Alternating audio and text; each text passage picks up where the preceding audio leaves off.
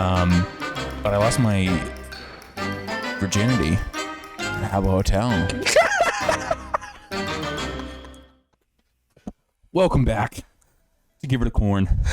This is episode 11. I'm joined here again by... And I'm Spencer. This is episode 11. Yeah. Holy moly. Dude, Spencer and I have not talked in probably... We usually play games like that. It's just been busy for me, but... Yeah. Overwatch has kind of taken over my life. Till Chell 23. Till Chell 23, dude. I mean, maybe. I don't even know if I'll get it, dude, because Overwatch is like a lot more fun. A lot more people are playing it. You know what I mean? But... Yeah, I just played the Modern Warfare 2's campaign Thursday night. It's up till 4:30 in the morning. Obliterated. Just playing through the story. Because I had a busy weekend, so I was like, I want to play through this like right now.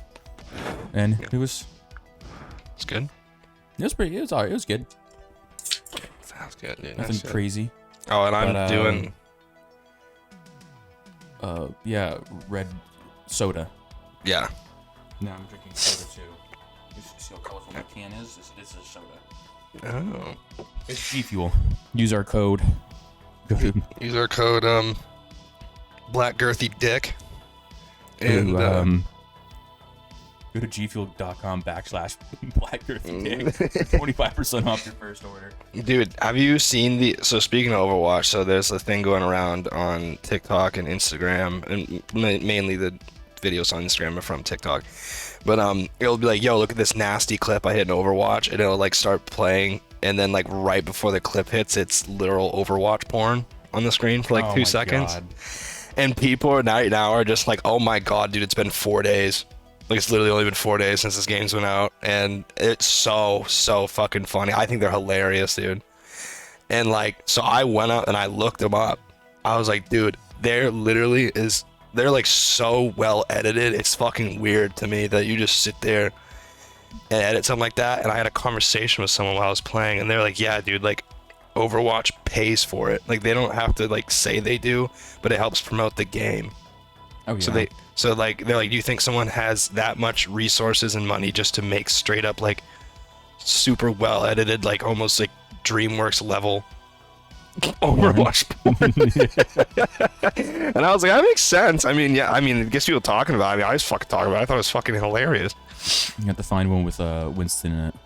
Winston X Reinhardt. That'd be nuts.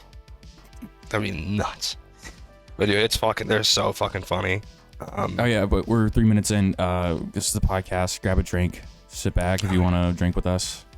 Yeah, dude. Yeah, we usually say that in the beginning. I just remember that, so. Yeah, Sorry. It's all good. So yeah, no, dude, what I was talking about, I mean, first, dude, fucking Halloween weekend is next weekend. I mean, it's, I guess, every weekend in fucking in October's Halloween weekend, but Halloween weekend's next weekend, dude. You doing anything? No, I have no plans so far. No plans? Our outfits are ready, so. What are you doing? We're gonna be Team Rocket, Pokemon.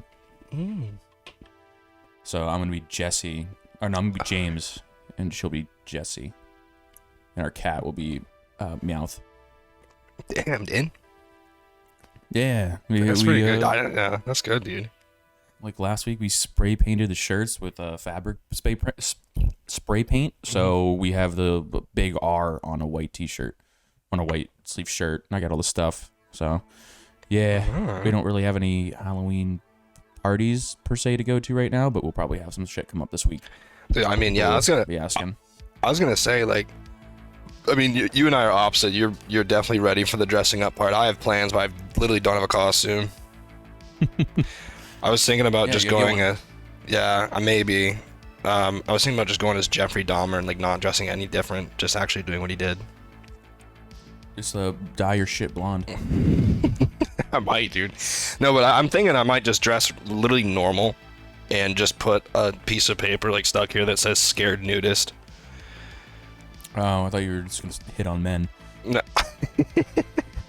Maybe I'll do a white lie t-shirt again and just do the same thing I had put on my t-shirt last time I did it. And what was that? I don't know, dude. You could say it.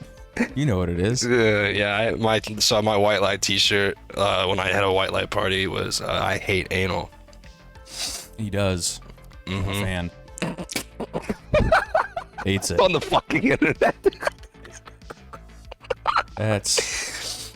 Hey, my Flip it, mom's chat. my mom's already fucking seen that picture, so That's like you don't care anymore. nothing else can hurt me, I guess. Losing my job. I might. Dude, yeah. I mean, yeah. Honestly, like I've had conversations with them, and they were like, as long as like you're not wearing any, like I was actually wearing a sweatshirt with the emblem of the work right here. That's like one of my favorite crew necks right now, but like. Cause I like the color of it, but I had to change real quick before we did this because I was like, yeah, so I can't have emblems or symbols of the job. I can't actually discuss. I can say like, oh, I went out and filmed today, and I filmed buildings and stuff, but like the details of what I filmed is like I can't, you know. And then they're like, if you guys got very popular, that would be an issue. Oh shit. So. Hopefully we stay underground. We're killing it right now. Yeah, we're an underground niche podcast. Yeah, I know. Yeah, dude. There's like literally no rhyme or reason in any of it. He's got a cult following. Yeah, dude. No, but I mean, good cult following is making us Overwatch porn. Dude, yeah, dude. Dude, that still blows my mind that people make it. But no, dude, I'm going to. So Thursday I leave for Tampa Bay, and I'll be there. But Brady. Yeah, dude. I'm literally just gonna try to find Brady, and make out with him. Kiss him. Yeah. I'll be like, I know you miss your wife. That's what you should do. You should just dress up as his son. You'll just. Oh yeah, dude. You'll just approach you and be like, "Come here." Yeah, come here. And I'm like, I'm 7 years old. Make out with me. He starts making out. He starts crying. He's like, "She loved me." Yeah, no, dude. Oh my god. Yeah, that's so fucking. Dude, did you see he's like not gonna retire anymore? Yeah, he doesn't give a shit. Yeah, he doesn't have a family holding him back. Yeah, how old is he? Is he like 40, late 40s? 42, I think. Oh, early 40s. Okay. How old's Tom Brady? You know what's crazy, dude? 45. I remember he's 45, mid 40s. But in like elementary school, did you guys have like pen pals? Yeah. So I had a pen pal that was in the town next to me. I ended up meeting both of them when I went to high school because we all went to high school together. Both really fucking weird, but I remember like in first grade when we got the pen pals, we talked about Tom Brady and how everybody like loved Tom Brady. He was like this really like awesome young quarterback that was taking the NFL by storm, and now it's just kind of weird. Like 20 years later, he's literally the best to ever do it, dude. Yeah. And I don't really give a fuck if anyone wants to discuss that. Historically, it's just I don't know. I was thinking about it's weird. It's like I grew up with that.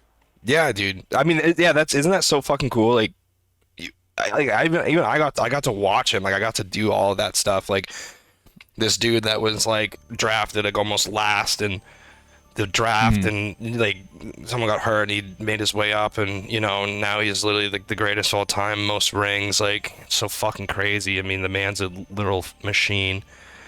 But like and then we were around to see the game, the Atlanta Falcons game when they came back.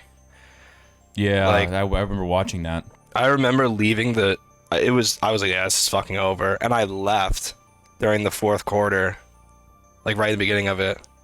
And I left the Super Bowl party I was at, and I went home, and my fucking friends started Snapchatting me, and they're like, he's not a real Patriots fan. Like, fuck you, bro. Like, look at this shit. And then people would text me like, yo, turn the game back on. So I turned the game on, dude. I was sitting at the edge of my seat like that whole entire game. Like, I'm by myself, dude. I wish I stayed, but I was just like. Yeah, I remember I was in Stonington when that game was going on. We were watching it, and then I was like, I gotta go home. I gotta drive home. And I got home, and my dad was still up. And I was like watching the games, like, they lose yet? And he was like, oh, no, you missed a lot in your hour drive home. He's like, it's neck and neck right now. And that was when we went to overtime, right? And they won? Like, I don't know if they went to overtime. I think they just won. I really don't remember. Like crazy thing, like the last quarter was just insanity. Boom, boom, boom, boom. And they had that one kid that literally won the game. That was the Seahawks. That was Malcolm Butler. Was it Seahawks? That was a different game. That was a different game. He intercepted that last one. Yeah, it was a neck and neck, and they were like at the 1 yard line with like fucking like 10 seconds left, and they had the best running back in the league, dude, Marshawn Lynch. And they were like, yeah, let's do a pass play. And this literal like walk on. His first year, I think it was. First year, yeah, he was a walk on. He replaced somebody because they got injured. Same like Brady story kind of thing. And literally he intercepted it at the 1 yard line, won the game. Oh my god, that was so crazy. Seeing Richard Sherman's face during that fucking play. Oh my god, it was the Seahawks. Everyone just died. Like, it was the one time my dad was proud of me. He looked at you and he's like, I know you didn't do anything, but because I got into it, I was like, I want to watch this. I was like, what the fuck's going on? You know, I was saying names of players and stuff. And he was like, you don't like hunting, but you like football. No. Oh man, that's it's really insane that we got to grow up like that, and like also be in the area of where that's going on, and I think that means like a lot to like how we got to, we got as Boston fans, we literally got spoiled for like a really long time. Like the Bruins, Red Sox, and doing okay here and there, but like literally fucking Patriots, Bruins. It was like. And the Celtics, yeah, I know, yeah, the Celtics too, because we had Rajon Rondo and all that shit. So and then they let us down. The Sox and Celtics did not do very good. Oh yeah. Past seasons, Sox especially not doing good. No. But the Celtics got pretty far. But they got Game 3 with oh my god, L.A. I can't remember the name of them. Lakers or Clippers? Was it the Lakers? I don't know. I mean, I remember like being really close to it because where I work for a brewery, one of the guys that I work with I worked like at our beer garden. He was like, I can get you like good ass tickets to Game 3 for a K a piece. And I was like, I don't want to drop $2,000 on a fucking basketball game. You're like, holy shit, dude, that sounds sick. I don't buy anything that's under $2,000. Yeah, that's cheap seats. I don't. If it's not courtside, I don't want it. I'll just ask Adam Sandler. Dude. Yeah, I'll cut his gems and. Dude, but okay, so this is what I wanted to talk about, which is literally insane to me. So, where I live, there is a middle school doing a 12 days of Christmas fundraiser. I'm not going to say the name of the school, but it is public knowledge. I mean, you can look it up after I explain this. So, 12 days of Christmas fundraiser, and they're $25 a ticket, and every single day you go, and the school is raffling, and the name of the event is 12 Days of Christmas, 12 Guns in 12 Days. This middle school is raffling off Let's go. You literally can go to the school and you get a fucking gun. I love that. So on the first day of Christmas, it's a Glock. Oh my god, it's so funny. It's that raffle, get it. You do a Glock 43X. Second day, high point 9mm. Third day, Maverick 88. You don't want that. What? Okay. I said the second day you don't want a high point. Yeah, you know that's trash. Dude, the third day, Maverick 88 20 gauge. Fourth day, Mossberg 930 12 gauge. Fifth day, Remington 700 .270. Sixth day, Rager AR 55 55.6. Seventh day, the Ruger LCP Max. And the other ones I can't see because I just screenshotted the post because I literally fucking lost my shit laughing. And dude, I can't imagine. Okay, and I sent this to my parents and I was like, dude, look at this shit. And my parents like, remind me never to fucking move where you are. They're like, with all the school shootings and all of the, just shit around it, and you're gonna hand out fucking Glocks and rifles at a fucking middle school. Can you imagine if you won one of those and you show up the next day with it? Dude, the looks on the faces of people will be like, damn. Dude, I mean, those kids would regret handing you that fucking winning ticket. Dude, I mean, literally, I'm pretty sure here they're actually trying to make it open carry and no official training. I'm pretty sure there's no official training in the state. I mean, open carry is different than concealed. Open carry is like it's out and about, like it has to be like viewed. Concealed usually they take a class for. Yeah. I think a lot of southern states are open carry laws. You can just, yeah, have your Glock. Dude, I'm literally about to go to Walmart and just buy a fucking pistol. Why not? I mean, the other thing is I kind of want You to... should do it and just walk into Whataburger and be like, oh, could I get a 4-stack? You're like, oh, 4-stack right now? Right fucking... or my fucking AR, dude, right now. But, like, the thing is, like, I kind of want... I mean, I've never been a gun guy. I've never, like, I don't, you know. But I kind of want to get one just to see if I can win it. I'd do it. Fuck it. I mean, there's completely different laws in Mass, but... Yeah, I'd be like, oh, they're like, where are you going to? I was like, oh, I'm going to the middle school to go pick up my fucking Ruger. Yeah, guys, I take my lunch early. It'll pick up my fucking AR-55 with 15... with two 15-round mag capacities on it. And, I was like, I hope they didn't dumb it down and make it semi. I want that shit full auto. you know what you do? If you win one of those, you should get one of the gun racks to the back of a car, so it's just in your rear window, just out. Be like, oh, well, always got it. Yeah, dude. Be like, literally, if you try to run my car, I will fucking blow your head off. Dude, I mean, my Jeep has a rack in it. I don't... Yeah, like just fucking hook it up to it. Yeah. So like, yeah, you never know. You never know, man. I was like... You never know. You gotta put a deer down, you hit it. Put out its misery. I mean, I don't want it to suffer, and I also want dinner, so it's kind of the same thing. Yeah, I'm gonna go clean it in my front yard, hang it up. I'm gonna hang it off the balcony of my apartment. Yep. Bleed it. Let it drain onto the neighbors. Yeah, put a 5-gallon bucket down there, and then you start knocking on doors like, oh, you help me cut it up, give you a little piece of it. Jesus, dude. Also, yeah, I mean, dude, I literally, like, insanity, dude. Insanity. So you're entering, though, right? Thinking about it. You should, dude. I've got fun. Dude, I'm literally gonna come up on, like, in December we have a podcast. So I'll just be like, hey guys.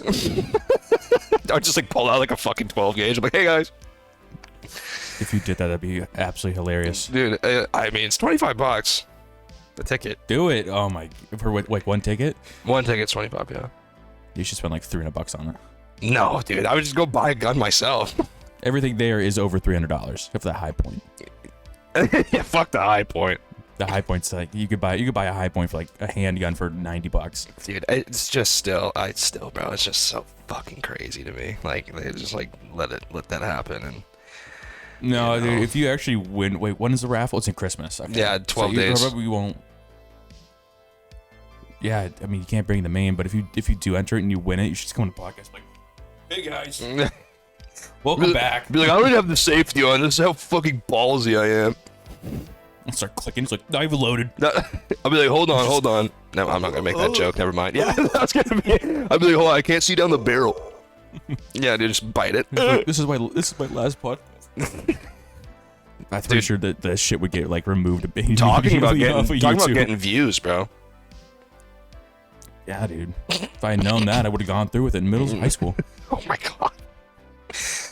No, yeah, dude. I literally am like baffled. But I mean, fucking whatever, dude. It is what it is. I mean, like, it's very Maine. What? It's a very. I know it's like the South, but it sounds like something that would happen like in Maine. I highly doubt. Like a Boy Scouts raffle. I mean, it probably wouldn't be high calibers, but I know like Boy Scout raffles had like 22s and 410s. Yeah, but that's a fucking organization itself, not a fucking school. I mean, you know, Caribou might do it. That is true. They probably hand out fucking antidepressants because it's so fucking sad up there. They probably hand out like fucking John Deere stuff. Oh fucking Christ. Yeah, dude. I like zero fucking turn. So then I don't remember. I think I did when we had Nikki on the podcast last time. Did I explain what had happened in Coleman, the sundown town, with the parade? I think we talked about it because I think Nikki didn't know what a sundown town was. Oh, was. yes. Okay, yeah, we did. We did. I also wanted to come on here, obviously, and say I was wrong that it wasn't the mayor of the town. It was the head priest. I vaguely remember this which now. is fucking weird, as well as like they have like a head priest of a town. It's fucking weird to me, but like whatever. I'm not from there. Yeah, they want the KKK going through there, which seems to be a hot topic we talk about a lot on this podcast. I know, dude. Anti-Semites. Speaking of anti-Semites, dude, Kanye West. Did you hear him say the R word on TV the other day? Like RETA. Yeah. No. The last thing I knew was like the whole like White Lives Matter, and he was like talking about how he's gonna go DEFCON 3 on Jewish people. And it was like, whoa, like where did this come from? Apparently what he says in the podcast he did, like apparently it made sense or something. People said that there's a lot around it. First of all, you can't say that. Like, I mean, like in the way he goes, I'm with the anti-Semitic vibe. It's not a vibe, bro. It's like a serious topic, and you can, like, the way you bring it up, so don't say that. And I think it's insane that there's this public figure such as Kanye, who's like one of the biggest artists in the world. He's like, his hands are in all this shit, and he has this power and like nuance around him that he can literally just say, I hate Jewish people, and not have a thing happen, not be questioned. People are like kind of on board with him, and then just get away with saying that. I find that fucking insane to like have that happen. People aren't like attacking this guy. Like if like, you know, if a dude comes out and they just say, oh, I hate natives, I hate black people, I hate Asians, there's this huge backlash. But then there's this one guy that just like literally is like, I hate Jews. And they were talking about it on the Flagrant podcast, and even they were saying, like, one of the Jewish guys was like, there's a scaring point to it, because they're talking about how, like, in schools, like, we just learned about the Holocaust and that it happened, like how bad it was and doing everything, but we didn't learn about the precedings to the Holocaust and the precedings to Hitler's rise, because there was like some stuff that, you know, the parties did to make sure that they blamed Jews, and like quick things like that, and it obviously built up and became one of the most horrific events in our time. In the history, it's kind of like almost a mirroring of what, you know, history's kind of repeating itself. Yeah, you have one public figure, one very well-known, well-loved public figure, and you know, we've already had the big people being like, not our last election, but the election 2016's election, people stating, you know, fascism was on the rise, you know, people were like, you know, concentration camps aren't going to be a real thing, and then ICE happened and COVID hit and people were living in cages and literal fucking warehouses being sprayed down with disinfectants and dying from shit like that. And I guess I mean, yeah, it kind of is that type of starting thing. People don't believe it's happening, but it's actually happening. Yeah, because there's hold on, I'll try to get the name of it. I mean, if you want to keep talking while I look this up, but well, I feel like maybe even Kanye kind of started doing that because we had the rise of Andrew Tate. And he was just saying what was on his mind, you know, kind of sexist shit and misogynist shit, you know. And just seeing like how big of a following he got from that. Maybe Kanye's like, you know, well, we don't like Jewish people anymore. Yeah, it's literally like low key. It's just not even low key, high key. It's kind of fucking crazy. It's fucking disgusting. I mean, honestly. So yeah, like, and they talked about this in Flagrant, so I obviously won't get into it, but I didn't even know about it. But and that's Andrew Schultz's podcast, right? Yeah. Okay. And their producer is Jewish, and they were saying they brought up like the whole thing, Crystal Nacht, which was a preceding to like someone being called out. And on November 9th through 10th, 1938, Nazi leaders unleashed a series of I can't say that word, pogroms, which is pretty much a violent act to anti-Semitic act against the Jewish population in Germany, recently incorporated territories. This came to be called the Kristallnacht, the Night of Broken Glass, because of the shattered glass that littered the streets after the vandalism and destruction of Jewish-owned businesses and synagogues and homes. And what led to that was there was a leader, don't remember her name, she said like a senator or something, I don't remember what she is, I'm trying to find out what she is, but she this woman was in Italy, or crossed into Italy. She must have been an ambassador of some sort, or you know, what is that called when you work for like the embassy and you're in another country? I think it's an ambassador. Yeah. So Johanna Gorechter Newman was assassinated by, and I'm probably gonna get this wrong, it's Oh no, sorry. Assassination of Ernst von Rath. She was assassinated by German embassy. She was assassinated by a Jewish person, and they were like, you know what? I mean, anyone can assassinate anybody, but since they gave a good push for people already being anti-Semitic to be like, hey, Jewish people are vermin and they're doing bad things. Yeah, look what this one guy did. This one guy assassinated a woman that he didn't agree with. Obviously, it's not never take it in your own hands to kill somebody, but and they use that as a huge push. And I mean, and there's things like that we just don't know about, but I mean, they happened, and it's having someone say that. Yeah, but somebody with such a platform, such as him, just saying shit like that and kind of just, like you said earlier, getting away with it. Like, no one's really kind of, I mean, like, I think he got put off of, like, Twitter and, like, Facebook or some shit like that, and where he doesn't have that platform, but just somebody saying that. I mean, I think there should be zero tolerance for that, where, like, if you literally say that you're gonna go DEFCON 3 on Jewish people, you probably shouldn't be on that platform ever again. Yeah. But I mean, it's also the fact that he has completely and utterly unchecked and unmedicated bipolar disorder. See that. So that's the other thing. People are saying he's probably going to drop an album. I don't give a fuck. The way you promote it, whatever. You get your buzz around yourself, but not that's that way. Crossing the line. Yeah, not that way. Too much. And that was another thing that I just found insane. It's like he's not being checked by his peers. Like, he has such a god complex. Like, his true colors are just starting to show. Like, maybe he was just always like this. You know what I mean? Like, no one's saying anything to him, and it's like actually disgusting. And obviously that's why Jewish people are in fear. I mean, I would be in fear too if someone just attacked, like, with a platform, literally attacked person that, with no backlash.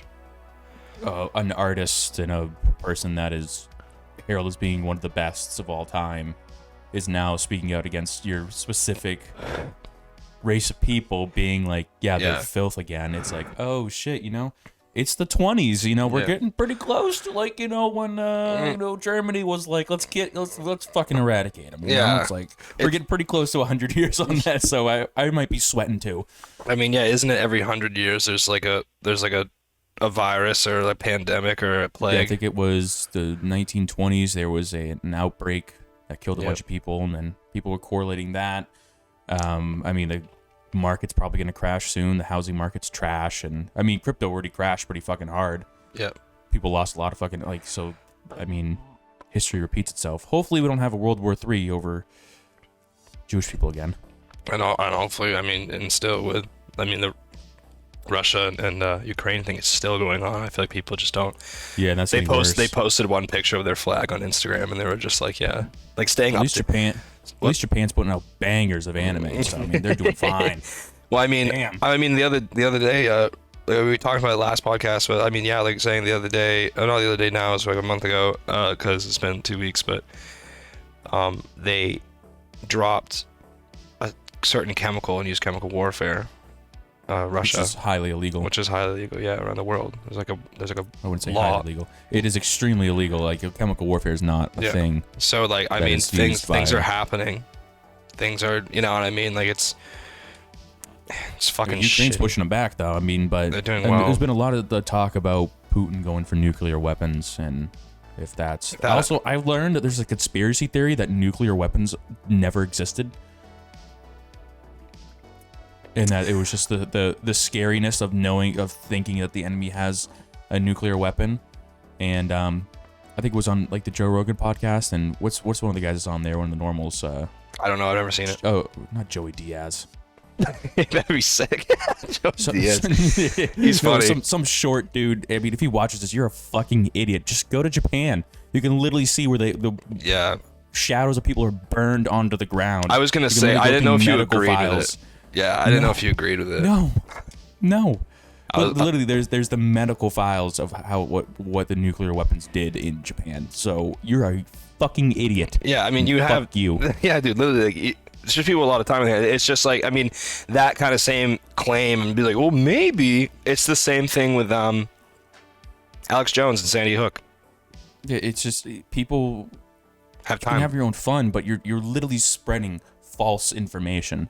Yeah, you're just too much. Like like that's like, you know, yelling fire when there's no fire. Like you should be persecuted that way too. You like it's just stupid. I think conspiracy theories are fun, but once you start like literally trying to like push it onto people with your own agenda, like saying nuclear weapons are fake, you know, that's disrespectful to families that have been completely altered in Japan by nuclear fucking fire, or people who were, excuse my French, Chernobyl people that their families have been hit by that with radiation poisoning, like people being like that shit's not real, like it's just conspiracy theories. Like we have a lot of fucking evidence that this shit's real. Yeah, and people dying, and I'm starting to feel the caffeine right now, and I'm just getting amped up. But I mean, I just even add, I think there's like fun conspiracy theories that where no one got harmed, like fucking the pyramid, the pyramids being built by aliens because they're in the perfect way of like some star aligning and shit. That's fine. Yeah. Even the Chernobyl thing, that there's like still like these mutants left over. I mean, I feel like that's fun. Okay, you know, I mean, like. But saying shit like that has never happened, and it was just made up to scare people. Yeah, that's false information being spread, and like you're gonna start, I don't know, just like breeding that type of mindset that people are just not gonna trust actual knowledge, research, science, and be like, well, I know a guy who did ayahuasca, and he astral planed into Chernobyl and saw that, you know, that's where JFK is living with Marilyn Monroe. Yeah, dude, Tupac's there. Fucking yeah. Why do you think he's at Coachella every year? Because he's alive. But I mean, that's like another like with that, yeah, it's spreading false narratives on a very impressionable youth is scary. I mean, I know it's great in some ways to be like, yes, we should start questioning things now. Keep questioning, but not that. Don't question death. Don't question. You know.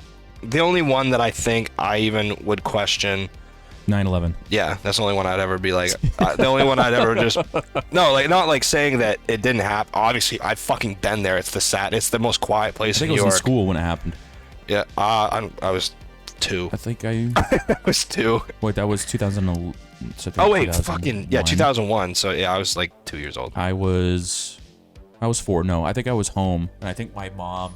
So my mom owns a daycare, and I think like people came and got their kids because of it. I don't know. Oh, yeah, I was so young. I don't remember happening, but I remember like, yeah. How terrifying! I mean, imagine hitting the Pentagon. Dude, well, imagine how terrifying. Like, all of a sudden, like 3 places just imagine being our age. Yeah, and 3 places just got hit, and you've never had an attack in your lifetime besides Pearl Harbor, like that, and you know, you just. And the Tea Party. Yeah, because I mean, like Pearl Harbor, the Tea Party. But yeah, like Pearl Harbor being like what Pearl Harbor is Hawaii. Mm-hmm.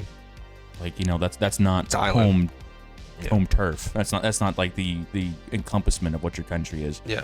I mean, we're saying this from the perspective of 2 middle-aged, quarter-aged young white adults, men. Young adults. Yeah, you're not young adults, dude.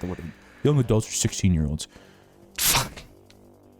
Young adult novels, but dude, if you can't go buy alcohol at a bar and do a fucking bump of coke off a key in a bathroom, dude, you're not a young adult. Man, I just felt really old now. I feel old. No, I'm saying you're a young adult if you can do those things. Don't call yourself a young adult because you got your permit. Shut the fuck up, dude. Okay, we're coming at this though from the perspective as 2 white dudes living in the United States of America, where like. Yeah. You could be in the Middle East where you're getting bombed every day by us. Yeah, you know, I mean, hey, man, we don't need to get into all, like we were pretty much, like, not pseudo, but we're pretty much... I don't want to say, like, we're preaching, but it's just... We're pretty much terrorists, like, I mean, look at me. No, I'm saying, like, the shit we do. Like, if like, I think it was so... I mean... I think I said in the last podcast as well, but even going to a school overseas and then learning about us from their perspective, and like it's so we're taught like, oh, look at all this crazy propaganda that fucking Germany had and like Italy had with Mussolini. Let's look at all this propaganda that Russia has. Look at this propaganda, you know, blah blah blah. China has, like, they don't have Tiananmen Square in their fucking history books. literally we like watch propaganda all the time, and I feel like and we get showered and sugar-coated things like, oh yeah, they're like, hey man, we got this one guy that was pretty dangerous. It's like, don't worry about the other 800 people in that town that just got fucking wiped out by a missile, but we got him. Yeah, our literal military made a first-person shooter game for people to play for free to entice you to join the military to fight like that, dude. That was the thing. Yeah, dude. It was like Army's Strongest. It was like an Army-funded first-person Oh shooter. yeah, I remember like, that shit. Yeah, it was a free-to-play first-person shooter. It was like Battlefield. It was like, join the Army now because this is exactly what happens. And it was like, no, baby, that's the best propaganda to have for... But it is propaganda, you know. I mean, like, we do shit all the time. Yeah, I mean, look at Call of Duty. Like that, it's cool, but it's like, yeah, that shit actually happens. There was a good line in the new one where the guy said like they're like intimidating like a terrorist leader. And he's like, you're the head of a foreign terror unit, and the guy looks at like this U.S. guy's like, that could say the same for you. And I was like, yeah, it's true. Yeah, you know. Because we are a foreign terror unit. We are to most people in that country. Scaring tactics, you know. I mean, we do. Pull our troops out, Mr. President. It's time they come home.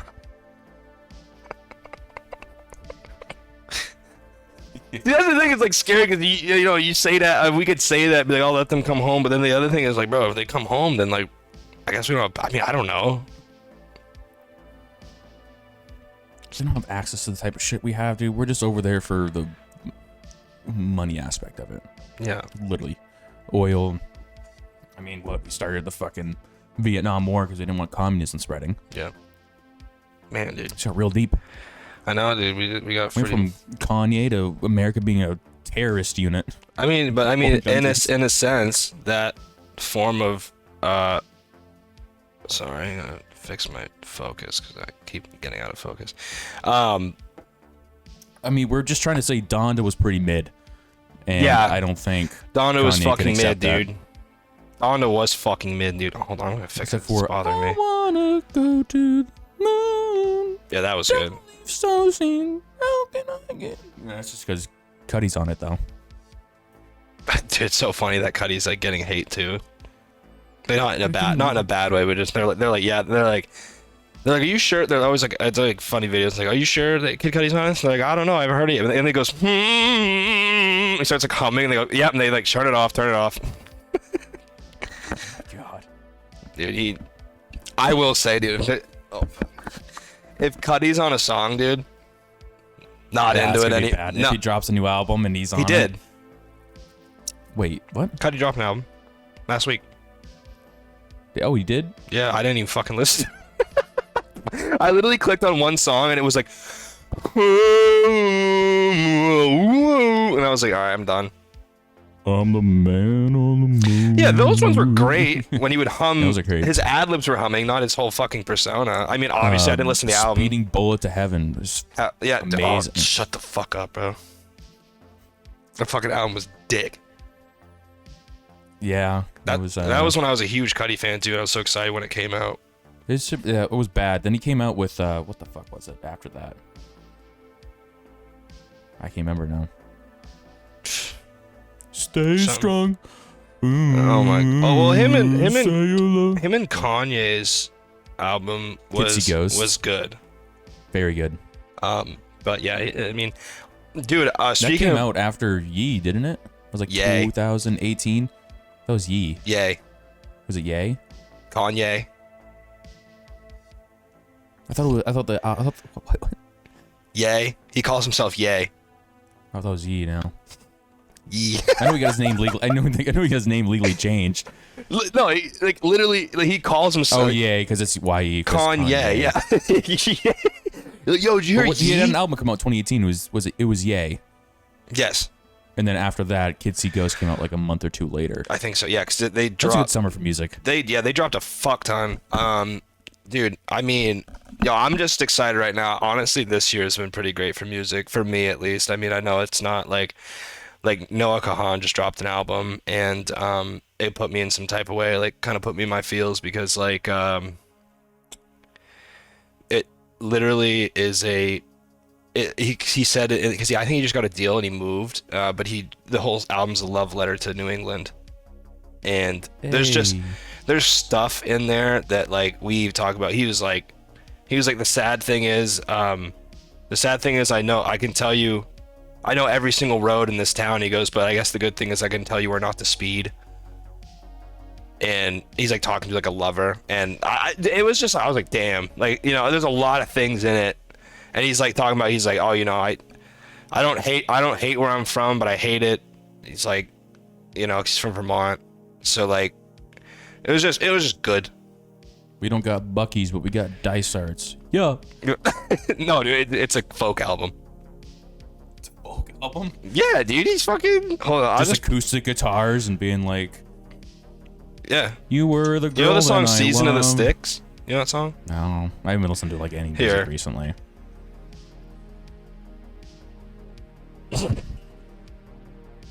Oh wow. Okay.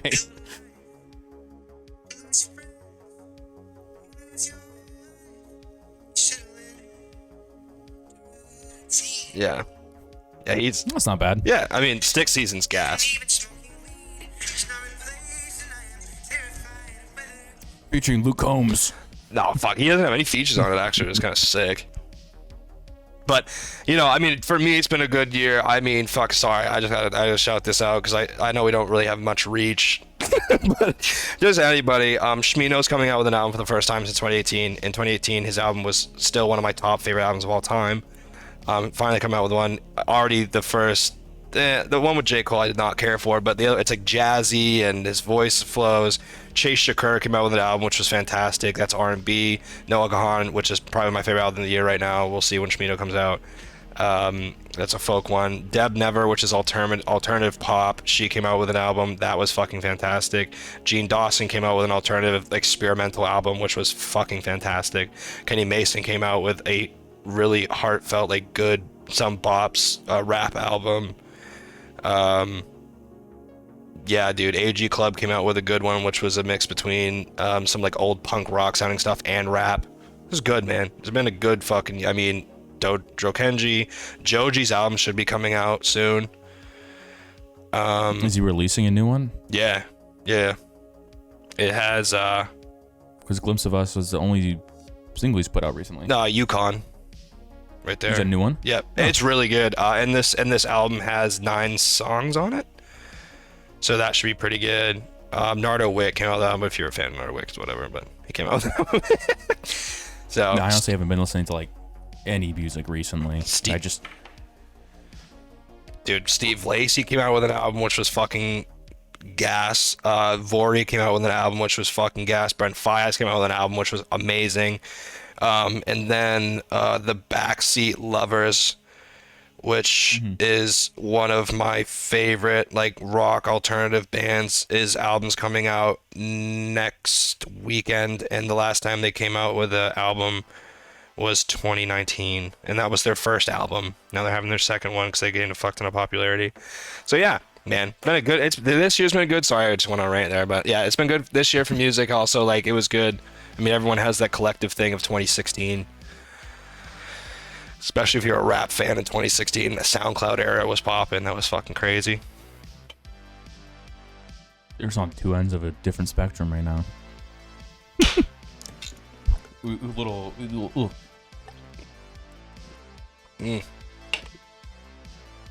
But yeah, so that was that. Oh my goodness gracious, sorry about that. Imagine being a fan of like the 2007 scene. I was. Yeah, dude. Habbo Hotel had a great soundtrack. Wait, who just came out with? Sorry, I got you. You know these fucking people. Oh, also Tyler Childers came out. Childers came out with a fucking album too. Who came out with a fucking album, dude? And I know you know them because I used to listen to them a fuck ton too. Devil Wears Prada. I've listened to them since middle school. They came out with an album last month. I think their lead singer came back. Oh yeah, dude, it's fucking. They don't sound any different, which is nice. They sound the same. It's kind of sick. Yeah. It's kind of sick. Stuff. I listened to some of it. It was actually good. I enjoyed it. Damn, dude, I could talk about deathcore shit that's released recently. That's really good. Yeah, it's been a good year for that. Darko just released their new album, Oni. Big step up. The thing is, like, they're really, like, intense shit, but they're slow stuff. Is that's all clean vocals is really, really, like, the standouts of it, so that's been really good. Lorna Shore's coming out with a brand new album with their new singer, Will Ramos. Kid's nasty. But instead of being, like, usually, like, that shit's kind of, like, that's, like, almost black metal, so, like, almost satanic. Yes, I don't know. I don't know if I'd be into that. This new album's more about they released a 3-part song, so the song's 18 minutes long, and it's a ballad, and it's about like losing somebody you love and the grief and trauma you have to go through processing them being gone, and then trying to rebuild is like the last part of it. That was really, really good. Yeah, honestly, I will say, I think we've talked about this before, but like, this is a different take. People that listen to that music, you can see why they're so fucking depressed, because if they understand what they're actually taking, like when I used to listen to it, I understood it. I understand it now because I used to listen to it, but like when, like, still, it's hard for people to get past the and fucking, you know. Oh, yeah, it's definitely an aesthetic that you enjoy listening to, but if you know what they're saying, shit's very, very deep. Yeah. Chelsea Grin's come out with a brand new album. They released their last one, Eternal Nightmare, in 2018. Yeah. It was okay. Tom Barber, though, former vocalist for Lorna Shore, is the lead singer for them now. And a lot of their new stuff is about, like, one of the songs, Origin of Sin, is about how, like, humanity lost its way. Bleeding Sun was all about Black Lives Matter and how corporations don't care about people, and it's just, I don't know. Yeah, man. It's good stuff, but it's been a good year so far. Some new stuff's gonna come out. But I'm saying like people that listen to like that kind of pop, not pop, but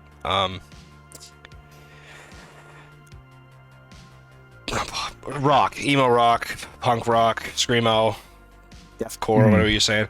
Once you realize what they're talking about, and those people, you can. I mean, I'm not gonna lie, dude. I think that's why they're like so fucking sad.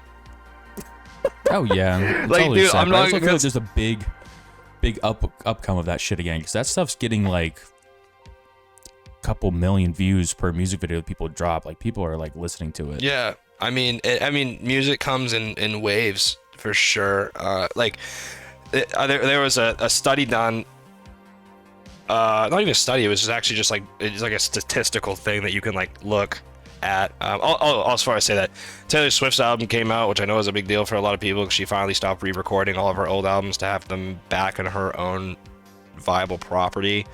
Some of the songs are pretty gas too. You listened to it? Yeah. So I haven't listened to it. Pat's been listening to it, and we're making beef stew right now.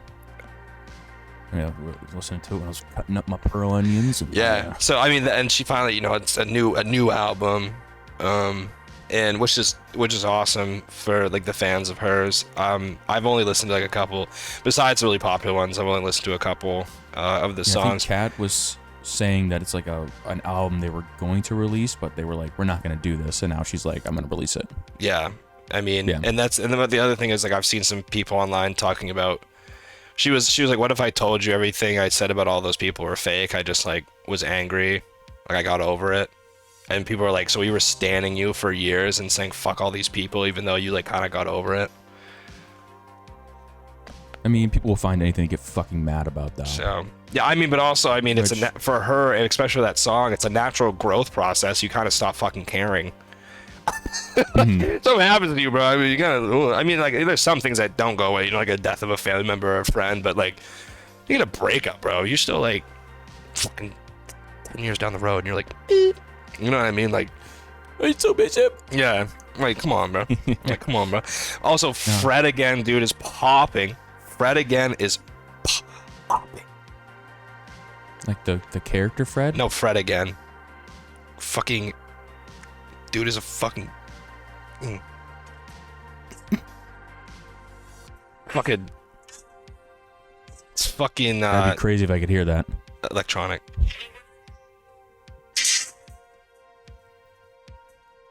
Yeah, you probably can hear that. But yeah, he's coming out with an album. When's that coming out? Next weekend. Next weekend is fucking fantastic, and I will be in Tampa listening to all of it. But Yeah, no, I was gonna say, getting Yeah, into but it. this shit's coming back out too. Have you heard this yet? Can't hear it. My fucking god. No, but what I was gonna say, so in music there's always a transition between the most popular genre. Every 10 years it switches. And the genre that lasted 20, which I now can see it kind of going away a little bit. I think everyone can. I mean, it's still there, but it's like kind of not some of the most popular anymore. But hip hop, like rap, lasted 20 years, and we can see now that it's. I mean, I see more rap artists actually going into singing alternative punk. Like you can see that happening. Even like rappers on their albums, like ASAP Rocky and things like that, are more like they have a lot of experimental stuff for themselves on their albums that are just rap. And I think that like that's why sometimes rap albums are like flopping, are not getting that much recognition, because people are just like, all right, change it up, this is getting boring, we've listened to this for fucking 20 years. Like that whole. I also feel like it's people's growth, because I feel like a lot of the most well-known artists now, especially like hip-hop wise, saying like ASAP Rocky, all that type of shit, they've been rapping since they were like, what, doing hip-hop since they were like 16, 17, 18. Yeah, I mean, they didn't probably they were rapping, and they didn't pop off until like later 20s, but yeah, but now they get this following, and probably musically wise, like, speaking of, I mean, it probably doesn't date, but probably shows the type of hip hop scene that I'm exposed to. Is like, you look at something like Tyler the Creator. Oh, changed. Going horrorcore, you know. Yeah. I want to drag your lifeless corpse out to the forest and fornicate, type of shit like that. Yeah, to like, what was his last album that just came out? I didn't even listen to it. I know I listened to it a little bit, but it's just like a complete 180. yeah. Speaking of shit, like, Bring Me the Horizon. Yep. Their first album was deathcore. Pray for Plagues was just screeching and all that type of stuff. Intense instrumentals, a lot of feedback, all that type of stuff. And now they released their album in 2018, Ammo, and it was extremely experimental with electronic artists and different type of shit. It was like a couple songs seemed like normal type of stuff, and everything else was just like off the fucking hook weird. And then they went back to the roots. So I just think it's a lot of artists being like, I've done this shit for so long, and also trying to adapt with the media and it's itself. impressive to like, adapt. Yeah, I mean, like, speaking of them, they're still super famous, but I mean, I think it's just after a while, I feel like people who have that type of mindset, an artist themselves that are constantly thinking about what they're gonna write lyrics about, how instrumentally they want to produce something. People just want to expand and try new things they think are going to be really cool and fun. And honestly, I think I think a lot of artists are maybe stopping thinking about what the masses think and just wanting to do what they want to do. Like, I want to do this because for me, creatively, this is something I want to go for. Yeah, that's what I was gonna say. They're creative. I mean, if you're an artist, you're a creative. Look at this podcast. Like, we're breaking the new fucking branches. No, move over, Joe Rogan. Get out of here, Ben Shapiro. But I mean, they're creative. You're an artist. You want to keep evolving. I mean, you can get bored of, like you can be popular for one thing, but I mean, even with like literal painters, like one of my favorites is Mark Rothko. Some of his most famous paintings are his number collection, which is the abstract like boxes and stuff. But he has realism paintings, like things that look like pictures. Like he has, you know what I'm saying? Like, you can be famous for one thing, but I mean, if you have those fans that are just like, I just want to keep seeing you go, and then after a while, when something's not challenging anymore, there's nowhere to grow, and you want to pursue a challenge, something that's going to push you to a different limit, Yeah, and that's why, like, I know this is like not really that hot of a take, and I mean, I don't even know if any of we listen to any of our listeners, and we have even listened to them, but Yeet, Yeet. He made that song, that Minion song. I'm like, Victor. He's like, I'm gonna make it bitter. Yeah, he doesn't. His beats are staying the same. His rapping's kind of staying the same, and every album I feel like just has like one or two songs that's like a banger, but his projects are like fucking 27 songs long, and they sound all the same, but there's one that just kind of hits, you know. Mm-hmm. And I'm finding more people like, you know, getting bored. But yeah, I mean, I was gonna fucking say something about talking about, you know, being adaptive and like just having, yeah, there's a difference between being popular and there's a difference between having a cult following. And I think that when you have a cult following, you can get really popular in that genre, and then you have this cult behind you, okay? And then when you switch to something, you have this giant cult following, but now you're appealing to other people's kind of music, and that cult following makes your song get more listens, and then it gets more promoted, and then it reaches this other genre of fans, and they go, oh my god, I didn't know this guy made that kind of music.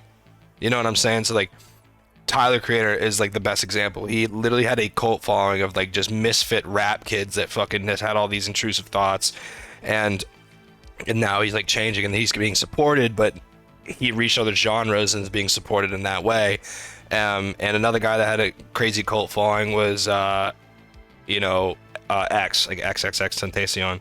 Mm-hmm. And I mean, obviously, and he was doing Spanish music before he died. He did, you know, a lot of, he changed from screaming to singing, and like people, and then when he transitioned, one of his most popular songs was that Spanish song, and you know, I mean, it just kept going and going and going.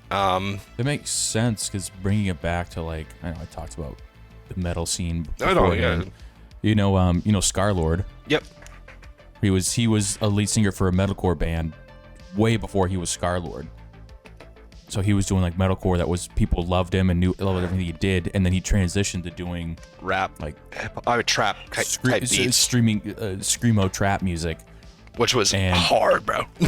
And like people liked that scene, and they went to that, but also he brought over all the people that liked his previous work with a band. He brought all those people over, and then, you know, he went from being 500,000 views of video to like 5 to 6 million, because it's screamo trap, which is a very, I don't want to say it's a niche, but people liked it, especially back in like 2016. At the time, yeah, it was very niche. With X and all that, it was kind of, you know, screamo trap was a thing, and then he transitioned to that, and you got a huge fucking following. Yeah, I mean, it's cool, man. It's fucking. I mean, and also you're it's bleeding into other things, and you're joining them together. You know, and then it helps out other artists, because they'd be like, oh, you know, I kind of like this screaming thing. I wonder like what it sounds like, and maybe I can find, if you're really into doing that, you like, oh, I want to find, excuse me, what this is. And also like I think one of the biggest not first ever, but like one of the biggest cult followings in the beginning to me that I know of, because I know there was like Elvis Presley, and he was like very popular and people like really liked him. But the Grateful Dead, is that what they are? People would like literally would follow the bus. Groupies. They would thousands of people would just take road trips and hit every. Yeah, they'd follow him to every single venue, and they would just listen to him. Yeah, I think that was the first like cult following, because they, and then in the sense, they are so popular, like their fucking logo, insanity. Like But I mean, the thing is, I mean, because it wasn't Cali Blues. But I mean, I wasn't, you know, obviously, I think I've listened to them a couple times, but it wasn't my scene. But the thing was like, they had that cult following, so then I don't think they transitioned to anything else. But no, they just played their own type of like stoner rock, psychedelic rock music. Yeah, but if they did, they have that cult following. Also, I think it was harder to like get other people in the time, because it was records. It wasn't just, let me post this online for anybody to listen to. One of the crazy ones. I think a lot of bands back then though had that group of following. They're just very well known for it. Yeah, I mean, that's what I'm saying. That's one of the first like big like notable, like, people are literally, I couldn't listen Peace to not war, man. Yeah, fuck yeah. But peace doesn't make money. Speaking about music, dude, and this is, I don't know if you know this, so you know who Rex Orange County is? Yes, I know. You know? I know. Unfortunate. What a piece of shit, huh? Very, very, very unfortunate to hear. 24-year-old Rex Orange County. If people don't know, the singer Rex Orange County has been charged with sexual assault. So sexually assaulting a woman 6 times. He didn't sexually assault her 6 times in 2 days. He got 6 charges in 2 days. for sexually assaulting a woman in the UK. So he is going to court. Fucking ass. Yeah, it's sad. It's one of those things where, like, I've listened to Rex Orange County. I've loved Rex Orange County music before. But it's one of the situations where, like, I introduced you to Front Porch Step. Yeah. And Guy did great acoustic music. It was very all about, like, love and building a life with somebody that you care for, and a lot of stuff about God because he's religious. But he's a groomer. You know, he groomed underage women. And it's not funny. I'm just laughing because fucking. If you want to look him up and what he looks like, bro. Yeah. Money and power do a lot of things for you. If you look at what this dude looks like. Sorry. Dude, next thing we're gonna know is Lucas Capaldi's gonna get. But it's one of those situations where it's like, yeah, they're a piece of shit. And, like, they're a piece of shit, and I love their music, so I kind of feel conflicted listening to their music. I know people say, like, separate the art from the artist. Yeah, I mean, come on, bro. But you're still listening to a dude that sexually assaulted a woman. Yeah, I mean, you fucking hang Hitler's early paintings in your house, you fucking freak, you know what I'm saying? Yeah, it's just... But yeah, Rex Orange County is... that was unfortunate. I mean, yo, dude, homie really had, like, the best relationship, wrote a whole fucking album about this girl, and it was, like, one of the best albums, got out of it, had a really sad album, just... assaulted a woman. Yeah, I mean, fucking Christ almighty, dude. Dickhead. Yeah, the other day, dude, I don't have much of his music on my phone anymore. This was even before, because I think I just drowned myself in his music for a long time. I was kind of over with it. And also, like, kind of had a bad tie with something in my life. Which was... Also, we do not support Rex Orange County. No, we don't. Making that 100% clear. Yeah. We're talking about it. Yeah. We don't support it. Yeah, no, like, he had a tie in my life with a girl, and kind of, like, wasn't, like, sad, but it was just, like, I guess more annoying. and sad, but annoying. Literally, I was on shuffle on my playlist, and literally it was like, are you having fun? It's like, find some time. And I was like, man, this shit bangs. Skip. I was like, man, it's a good ass song, dude. I was like, I forgot about this shit. And then I was like, oh man. Every time I hear him, like, what do you do when you're bored? Alexander O'Connor. Just SA people, you freak. You know? Every time you hear that, you just think of someone be like, no, please. Oh, Jesus. Yeah, you can imagine now he's just staring over them. He's like, are you having fun? I'm not, please. He's like, find some time. Yeah. Rex Orange County, Mondo piece of shit. Yeah, dude. He's like, you know, you should just say, find someone to do something. It should be someone. Consensually. Yeah. Not for him, though. Yeah. Not good. Rex Orange County. Bro, I mean, also, can I say something? How do we... I don't know if this might be cut or not. What's the definition? No. This might be cut, but, like, if you that popular, you got a good voice, okay, good-looking dude. No, I mean, he might be... I mean, I know a lot of people are very attracted to him. You make money... You're famous. I mean, there's things that come with that. I mean, you can watch, you know, LeBron James when there's a video of LeBron James when he leaves a hotel or something, a casino. He was getting followed by 18 women that he wasn't speaking to, and then they're all wearing heels, and you see him go towards the escalator to go down, and he just goes the one that's going up and starts walking on it, and they all stop because they can't get on it with their heels. There's things that come with being famous. There's things that come with, like, oh, like, you're more popular, more attractive because you have whatever. Why? This is a fucking sociopath. Yeah, like, why? You know what I'm saying? Like, you literally, I'm not gonna say pick of the litter, but I mean, you have an easier time than other people, bro. I mean, they're just fucking mentally fucked people. You know, yeah. Guy's talented. Yeah, he made great music, but, like, obviously he's a fucking psychopath. Obviously, mentally is not there. Like, there's something wrong with him that if he feels he can do that and get away with it. And it's all, but it's also like, yeah, I mean, there's the sociopath, the power aspect. I mean, even if you're with somebody and you're used to it, you're like, oh, like, these people just put out, you know, because I am who I am. And then you have one person that's like, no, and he's like, oh yeah, I want it more now. But you get that mentality that I am who I am. Yeah. Like, why the fuck who the fuck are you to say no to me? Yeah. I think that's the power aspect people get when they get famous. It's like, you're nobody. Like, you got a marketing job. I'm this world famous individual who makes award winning music. Yeah. Like, who are you to say no to me? And I think that's where people with a severe mental imbalance, that's where that power play comes in. They think they can do anything. They got a god complex. Yeah, I mean, Kanye. let's talk about Kanye.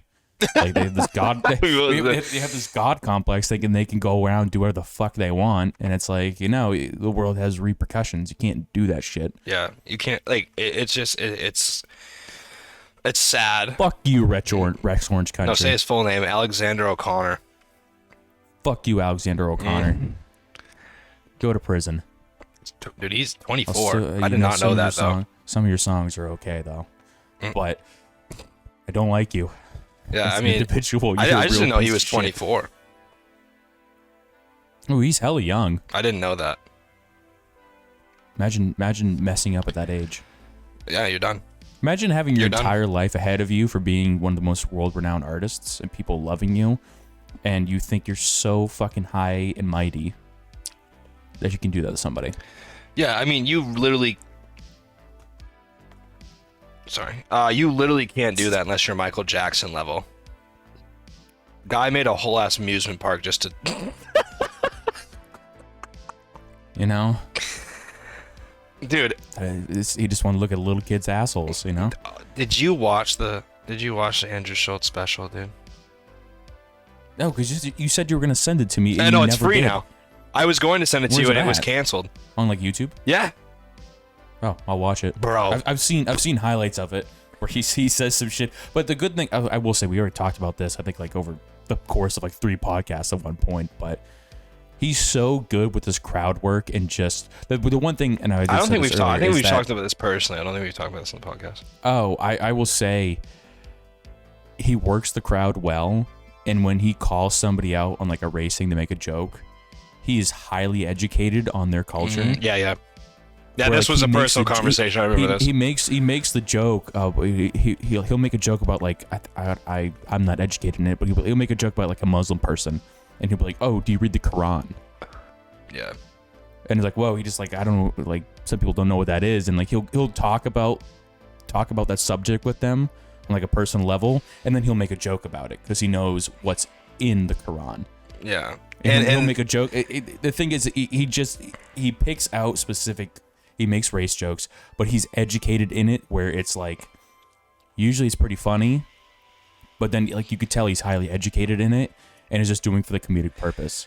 Yeah, and I remember one time when he did that to a Muslim person, he asked them if they were Sheikha. I can't remember that. There's 2 different. Is it chic? No, I don't know what that means. no. Sorry. Sheikha is like it would be like Protestants and Catholics, Okay. and like a lot of people don't know that. And there's a Sheikha and something. One of them is more like. Believe it, you motherfucker! Like when you see a lot of violent acts, that's usually the other one, whichever one of them it is. And he asked, like, I remember he was doing crowd work, and he asked them, and the guy was like, "Oh," he was like, "Yeah, I'm that." And then he goes, Yep. and then he goes, he said something about Muhammad walking a certain path, and that's why that there's a different religion, because like a lot of the stories are the same in the Bible and the Quran, but the path that was walked, like literally walked, was different. And he brings that up, makes a joke. Everyone goes, "Whoa!" The guy in the front is losing it because he's like, "Oh, this guy literally gets it. knows me." And then he looks at understands it. everybody. He goes, "If you think that Jesus is white, you're a piece of shit and you're an idiot." Not a piece of shit, but he's like, "You're an idiot," and everyone just claps and freaks out. You're an idiot if you Yeah. don't think Jesus Christ is white because he's in the Middle East. Yeah, not white. Yeah, because he grabbed this one guy, made this joke that other people are uncomfortable about because they don't understand it. The guy's losing his mind laughing. But he gets it. Yeah. And then he goes, "You're an idiot," and he gets everyone back. He's very, very talented, man. He's very good. Even I think he's going to become one of the best in a Crowd stand up. Yeah, stand up and crowd. I hope stand up. He's amazing. I think stand up he's hilarious. I think he's got a pretty big following now. I think he's gonna hit like the leagues of like Dave Chappelle, Bill Burr, Yeah. all that type of stuff. Where like he obviously, I mean, even comparing him to like, I view Chappelle and like Bill Burr as like top tier. Like, Yeah. they've got great comedy. They educate themselves, but I think he just goes above and beyond with his education. Yeah. On the stand-up he does, because you know Bill Burr calls out white people. Mm-hmm. Dave Chappelle calls out black people. Andrew Schultz is some fucking Italian dude. He's Scottish. He's Scottish. I just found out the other day he's Scottish. He's Scottish? Yeah. Oh, he looks Italian, but he does look calls Italian. out everybody and anybody in his shows. Yeah. And he has his shit down. I mean, I think he could become one of the best. Yeah. And I think it's He's funny making as people shit. feel like His shit's literally, Spence, when you watch it, like one of the first things he does, literally just calls out these dudes in the stand. I think there's a Muslim dude and a black dude, and he like says he's like, why is he like hyping up everything you say? He's like, you switch sides, bro. And he goes, where are you from? He's like, Kenya. And he goes, you definitely switch sides. He's like, you got veneers, your teeth are too perfect for that. And everyone starts laughing, like and then like they start talking about it, and then he looks at a person in the front, and I think this clip's pretty popular, but he looks in the front at this couple, and he's like, are you guys like on a first date or something? He's like, it's always the funniest thing. And he says that like the girl's Hispanic, and he's like, where are you from? She was like, I think she says Mexico. And he's like, yeah. He's like, hey man, you gotta make sure that he's like, do you wear condoms? And he's like, you gotta pull out. And he's like because he's like, you can only come. He's like, if you pull out and come in their stomachs, their stomachs will take in the cum and make a baby. He goes, those are baby making machines. He goes, and that's why you come on their backs, and that's why they're called wetbacks. yeah. And I've seen that. Yeah, and it was so funny. Everyone's losing it, and then he goes over to this fucking dude and starts making fun of him. He's like, where's your favorite brewery, bro? He's some white dude, and he's like, did your girlfriend pull your hair while she's fucking? He's got like long ponytailed hair. He's like, you're such a basic looking fucking person. Like, it's so. Nobody's safe, I think, and that's what's so funny. And then That's you what said it's educated. That's what the fun thing about it is. No one is safe. Like, I feel like a lot of comedians, like a very specific section is considered safe. Mm-hmm. Like, I love Bill Burr, but he usually just talks about white people. Mm-hmm. Specifically, and he's hilarious, and I love his jokes. And black people His jokes too, are because so of his funny. wife. Yeah, because of his that too. I mean, that's what Dave Chappelle does. He makes Asian jokes. His wife is Filipino. Mm-hmm. I think. Fuck. I hope that's fact check that. Jamie, pull that up. I got you. But no, I think Schultz. He's very funny. I think he's highly educated to do his crowd work the way he does it. How he calls out one race of people for a joke, and then he goes after the next. I think he does really well, because absolutely nobody is fucking safe. Yeah. In his shows, he will go after anybody, and it's fun. It's funny. I mean, it's comedy. That's what it is. It's subjective. She's You don't think it's Filipino. funny. I was right. Look at me. I have a bachelor's degree. I know what I'm doing. But no. You're right, and like being educated like that, doing that is amazing. And then there's I think being educated can also give you a platform to do those things, and not relying on like, I'm very popular and people know who I am, so I can make the joke, which a lot of people will do. And I think Like Kanye. and I think, oh Jesus, and I think he does a really good job doing that. And one of the things I will, like I say, just to keep, talking about comedy, but also like transition away from Andrew Schultz, I'll literally record that one bit, and I'll just send it to his producers and be like, look how much we just sucked your cock. Actually, before I get off before I get off of that thing, he was the first. A lot of the comics that come onto his show, they're like, you're the first person I've seen just like take all your clips of your comedy and just put them on TikTok, and people kind of started following what you're doing. And he's the first guy ever, besides that guy that sexually assaulted people, but like he got off the hook or whatever. I have no idea what you just said. So. The guy that sexually assaulted people, but he got off the hook. Oh, Louis C.K. Yeah, Louis C.K. So he's back. Yeah. So he didn't assault anybody. It was harassment. Harassment. Yeah, he jerked off in front of him, right? I mean, still gross as fuck. Yeah. But he has come back very, very hard. Yeah. And people are really. Apparently, his new movie was actually really good. Like sad good. So the thing is, with like a lot of besides Louis C.K., who came out with his own special but sold it on his own site, Andrew Schultz was the first person ever to sell his comedy thing by himself, and because when he went with a company, they tried to cut a lot of his jokes, and he said that the special was super short because of it, and he said, so I bought it back from Netflix? them. No, he won't say, but every single time the other comedians go on there, they're like, yeah, man, it sucks you had that problem with Netflix, and he goes, don't know who actually did it, and they're like, yeah, it was Netflix. I think it was Netflix. Because he already had a deal with Netflix over the pandemic. I don't know if you knew that. Yeah, he made so much money off of it too. Yeah. Oh yeah, that show was hilarious. It was like 3 to 6 million he made off of that special itself when he sold it independently. Some crazy shit like that. Yeah, I think it was 15. Oh shit! Okay. I think he went up. Yeah, he made a lot of money. Yeah, the Chief's doing fine. You know what was one crazy thing I found out? He's married. Yeah, no, yeah. I mean, I'm such a big fan of his. I didn't know that until I saw one of the clips on this podcast about people finding out he's married and how he's crazy for the woman he's married to. Mm-hmm. Like he's like infatuated with her. And dude, he calls himself a pillow princess.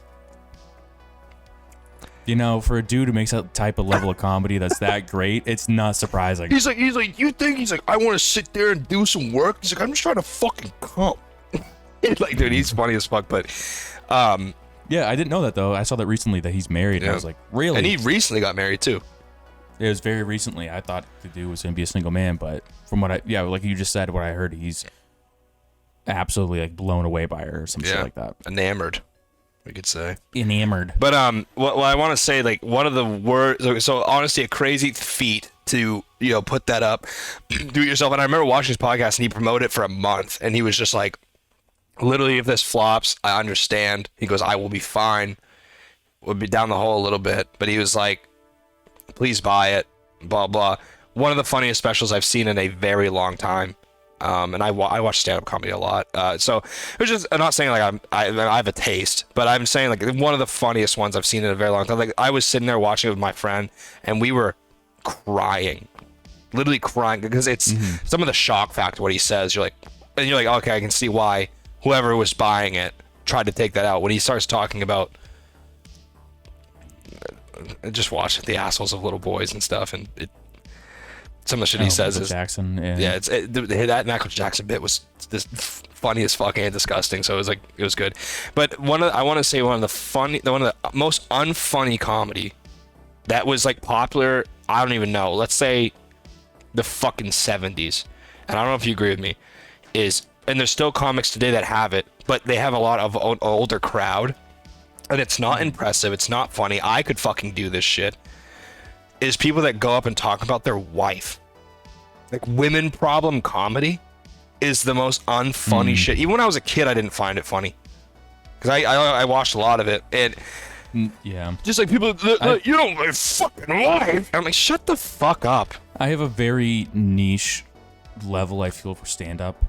Like, you talk about the last comedy that I actually really laughed at, I think was Ball Hog by Tom Segura. Dude. When he talks about, and his shit, he like, I guess you could say a dark sense of humor. It's just, I like things that are, I don't laugh usually at TV shows. Yeah, me neither. They're like comedy, unless it's Modern Family. But I don't know, like, yeah, that level of comedy you just said, like, oh, my wife does this. Like, you deal with it. It's like comedy that is heavily stringent on like your sex life. I don't find funny at all, because I feel like it's almost low effort, because you can make anything up that's related to sex. That's like, oh, I come quick. It's like I that type of level of comedy. I think like it's just not. There's no thought put into it. You know, I think how Bill Burr spoke about his wife at his Red Rock special was good because he's attacking himself through his wife, and he's like, I have problems, and I thought that was impressive. For like the whole thing wasn't just wife comedy; it was mostly COVID stuff, but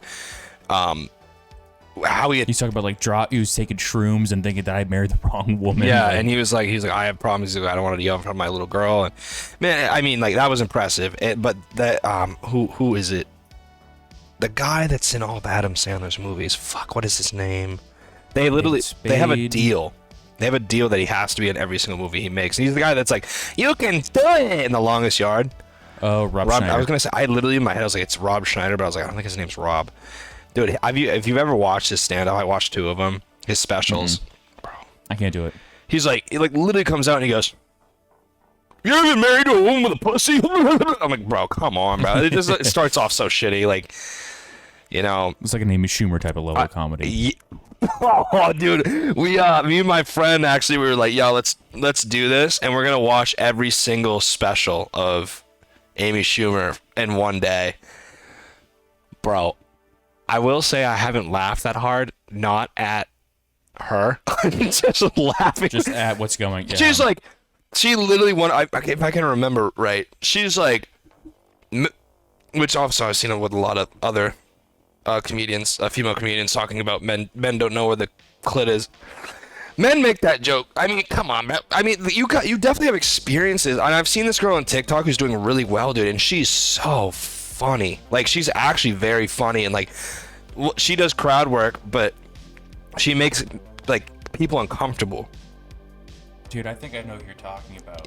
Yeah, and is it like a very dry delivery of everything? Yes. She's like, so my boyfriend. No. This girl does crowd work. No. So she goes up and she'll be like, "Are you guys on a first date?" And then she'll be like 1 to 10, how hot do you think he is? And they go, and he goes, why did you come here? Were you just looking to fuck her?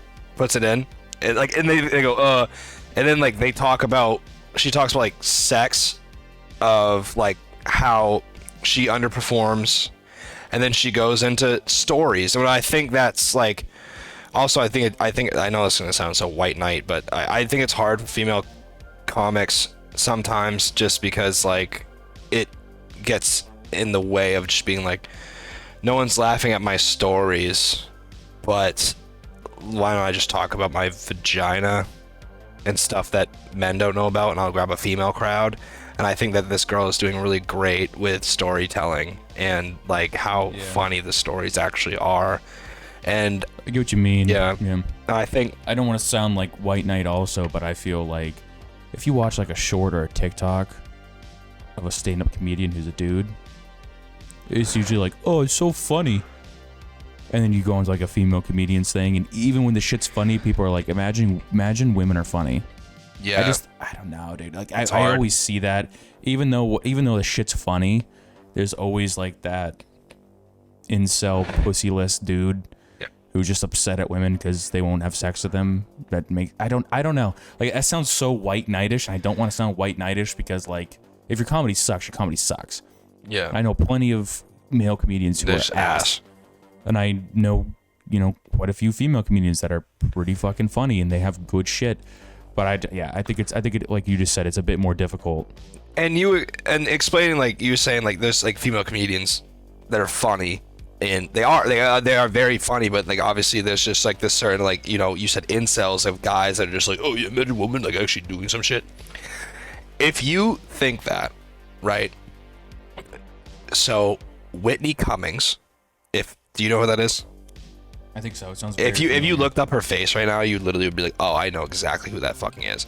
And while you do that, I'll just explain this. Whitney Cummings writes jokes for people. So she's written jokes. I'm almost positive, and I know I'm gonna be wrong. Oh yeah. I know I'm gonna be wrong. She wrote jokes for the roasts of She wrote jokes for famous people for the roast of Justin Bieber, and I'm pretty sure Shaq as well. And the thing is, those jokes were delivered by men.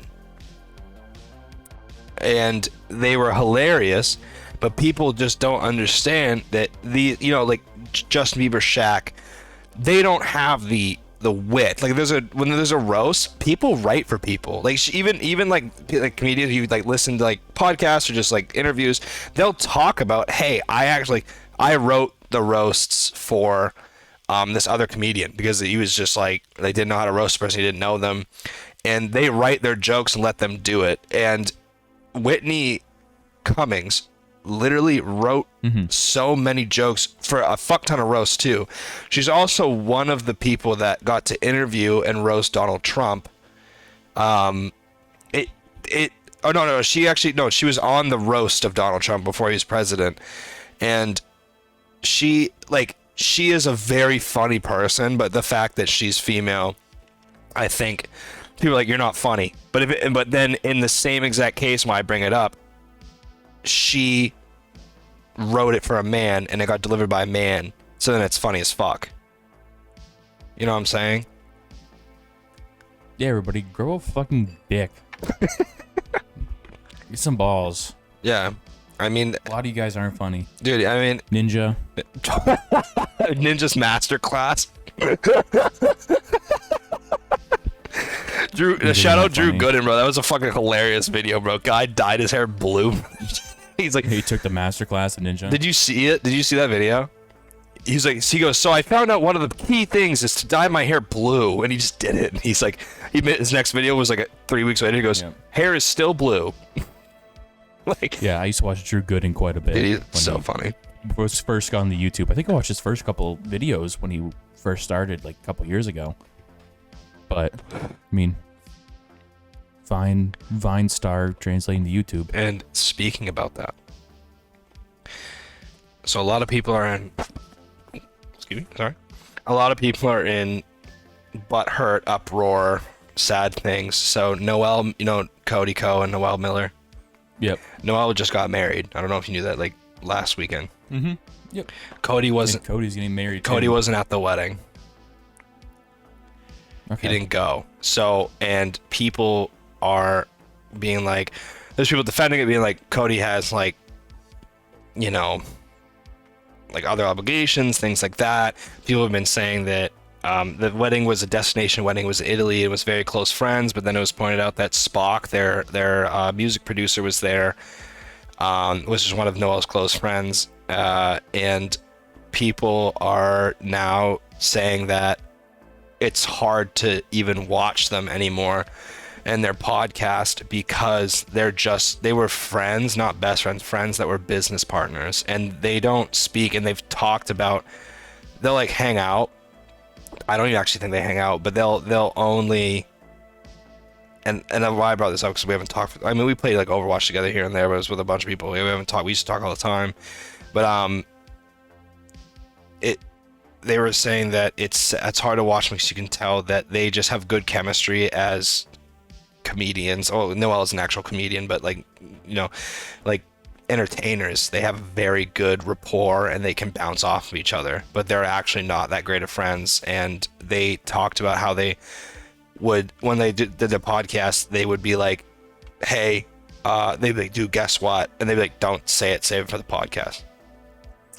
And I know when I talk, it's like us.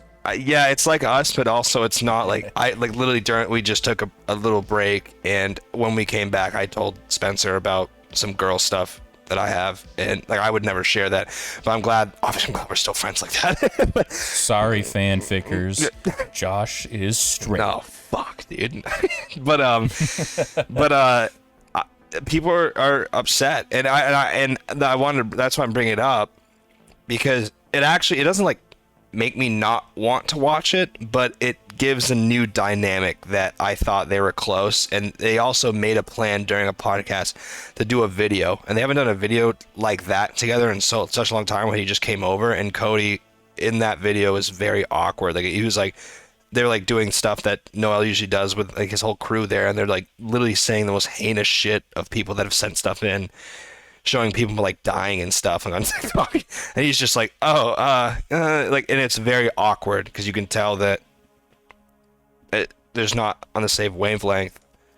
Well, I think people are so stuck in the that's cringe era of Cody and Noel, where like it seems like back then they were just two upcoming creators that worked at the same programming firm. They worked on the same type of level, the same type of content. They knew each other. And I don't watch Noel, I watch Cody. And I know Cody's kind of going in a bit of a different direction now. You know, he's got a new channel where he's like training to do like triathlons and like marathons, all that type of shit, whatever's going on. And Cody only uploads like once a month, I want to say. Yeah. Noel's back to every Friday, I think. Yeah, they're just. I think they were people who were very good friends early on in their creator careers, and like obviously they like That's Cringe is extremely well known, very well cited. They got clips out. You know, you got the memes of being like, "Ew, what the fuck?" Yeah, like that was a meme for a lot of shit. Like they got well known for it, but you know, people just go different directions. You know, like.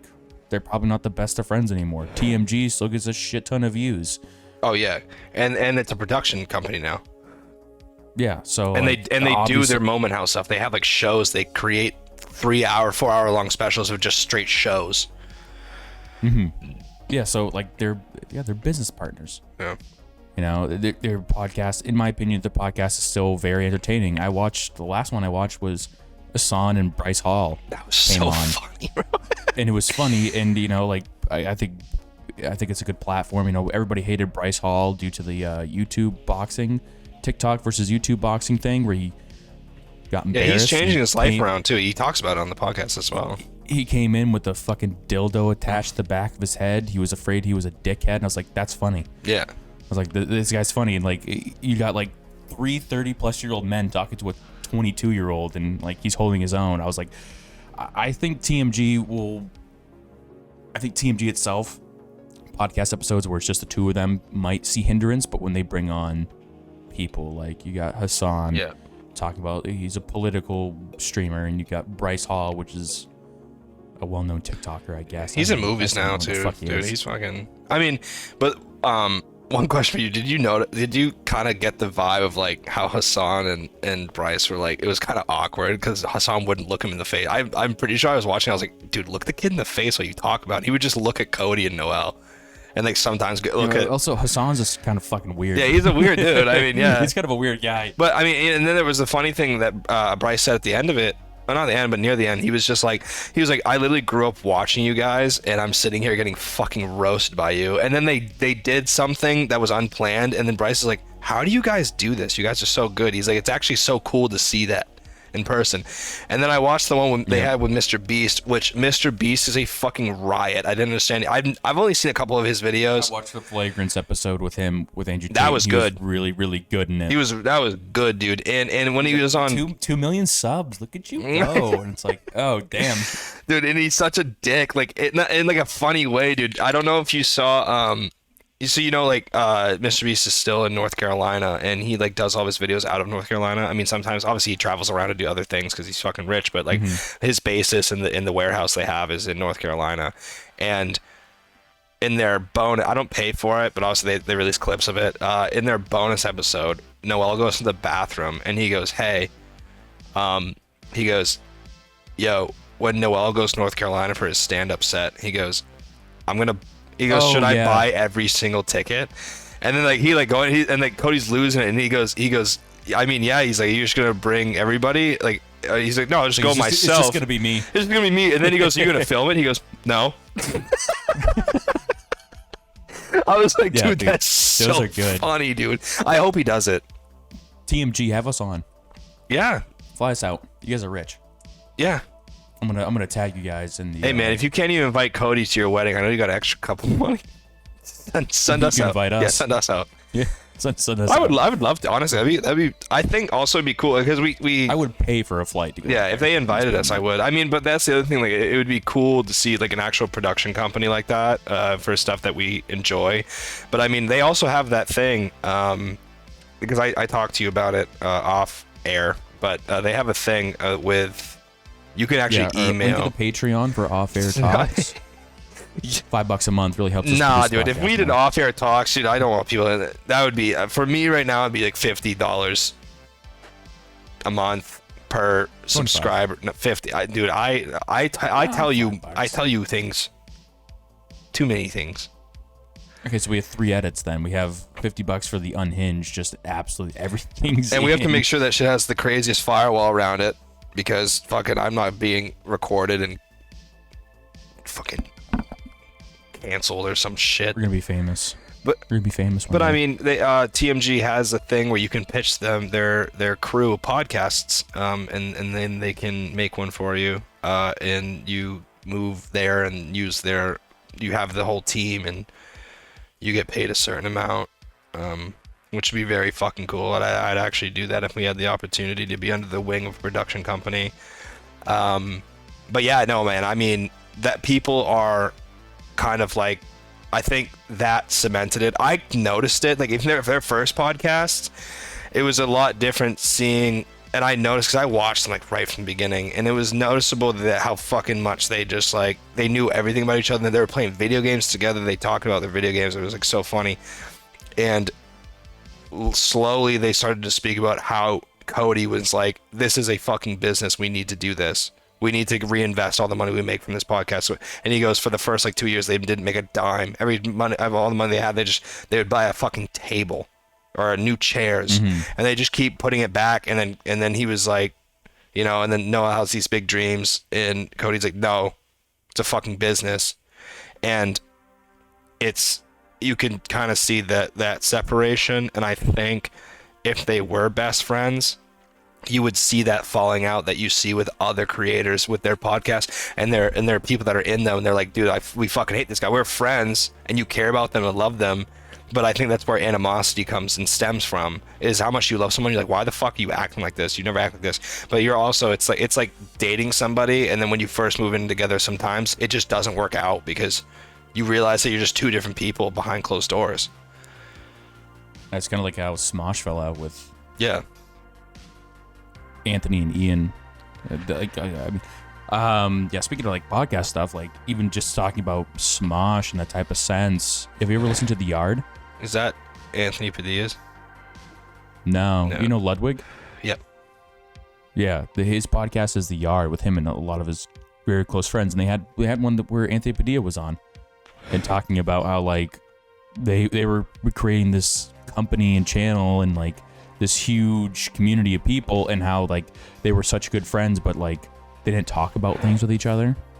It was so much more business forward. Like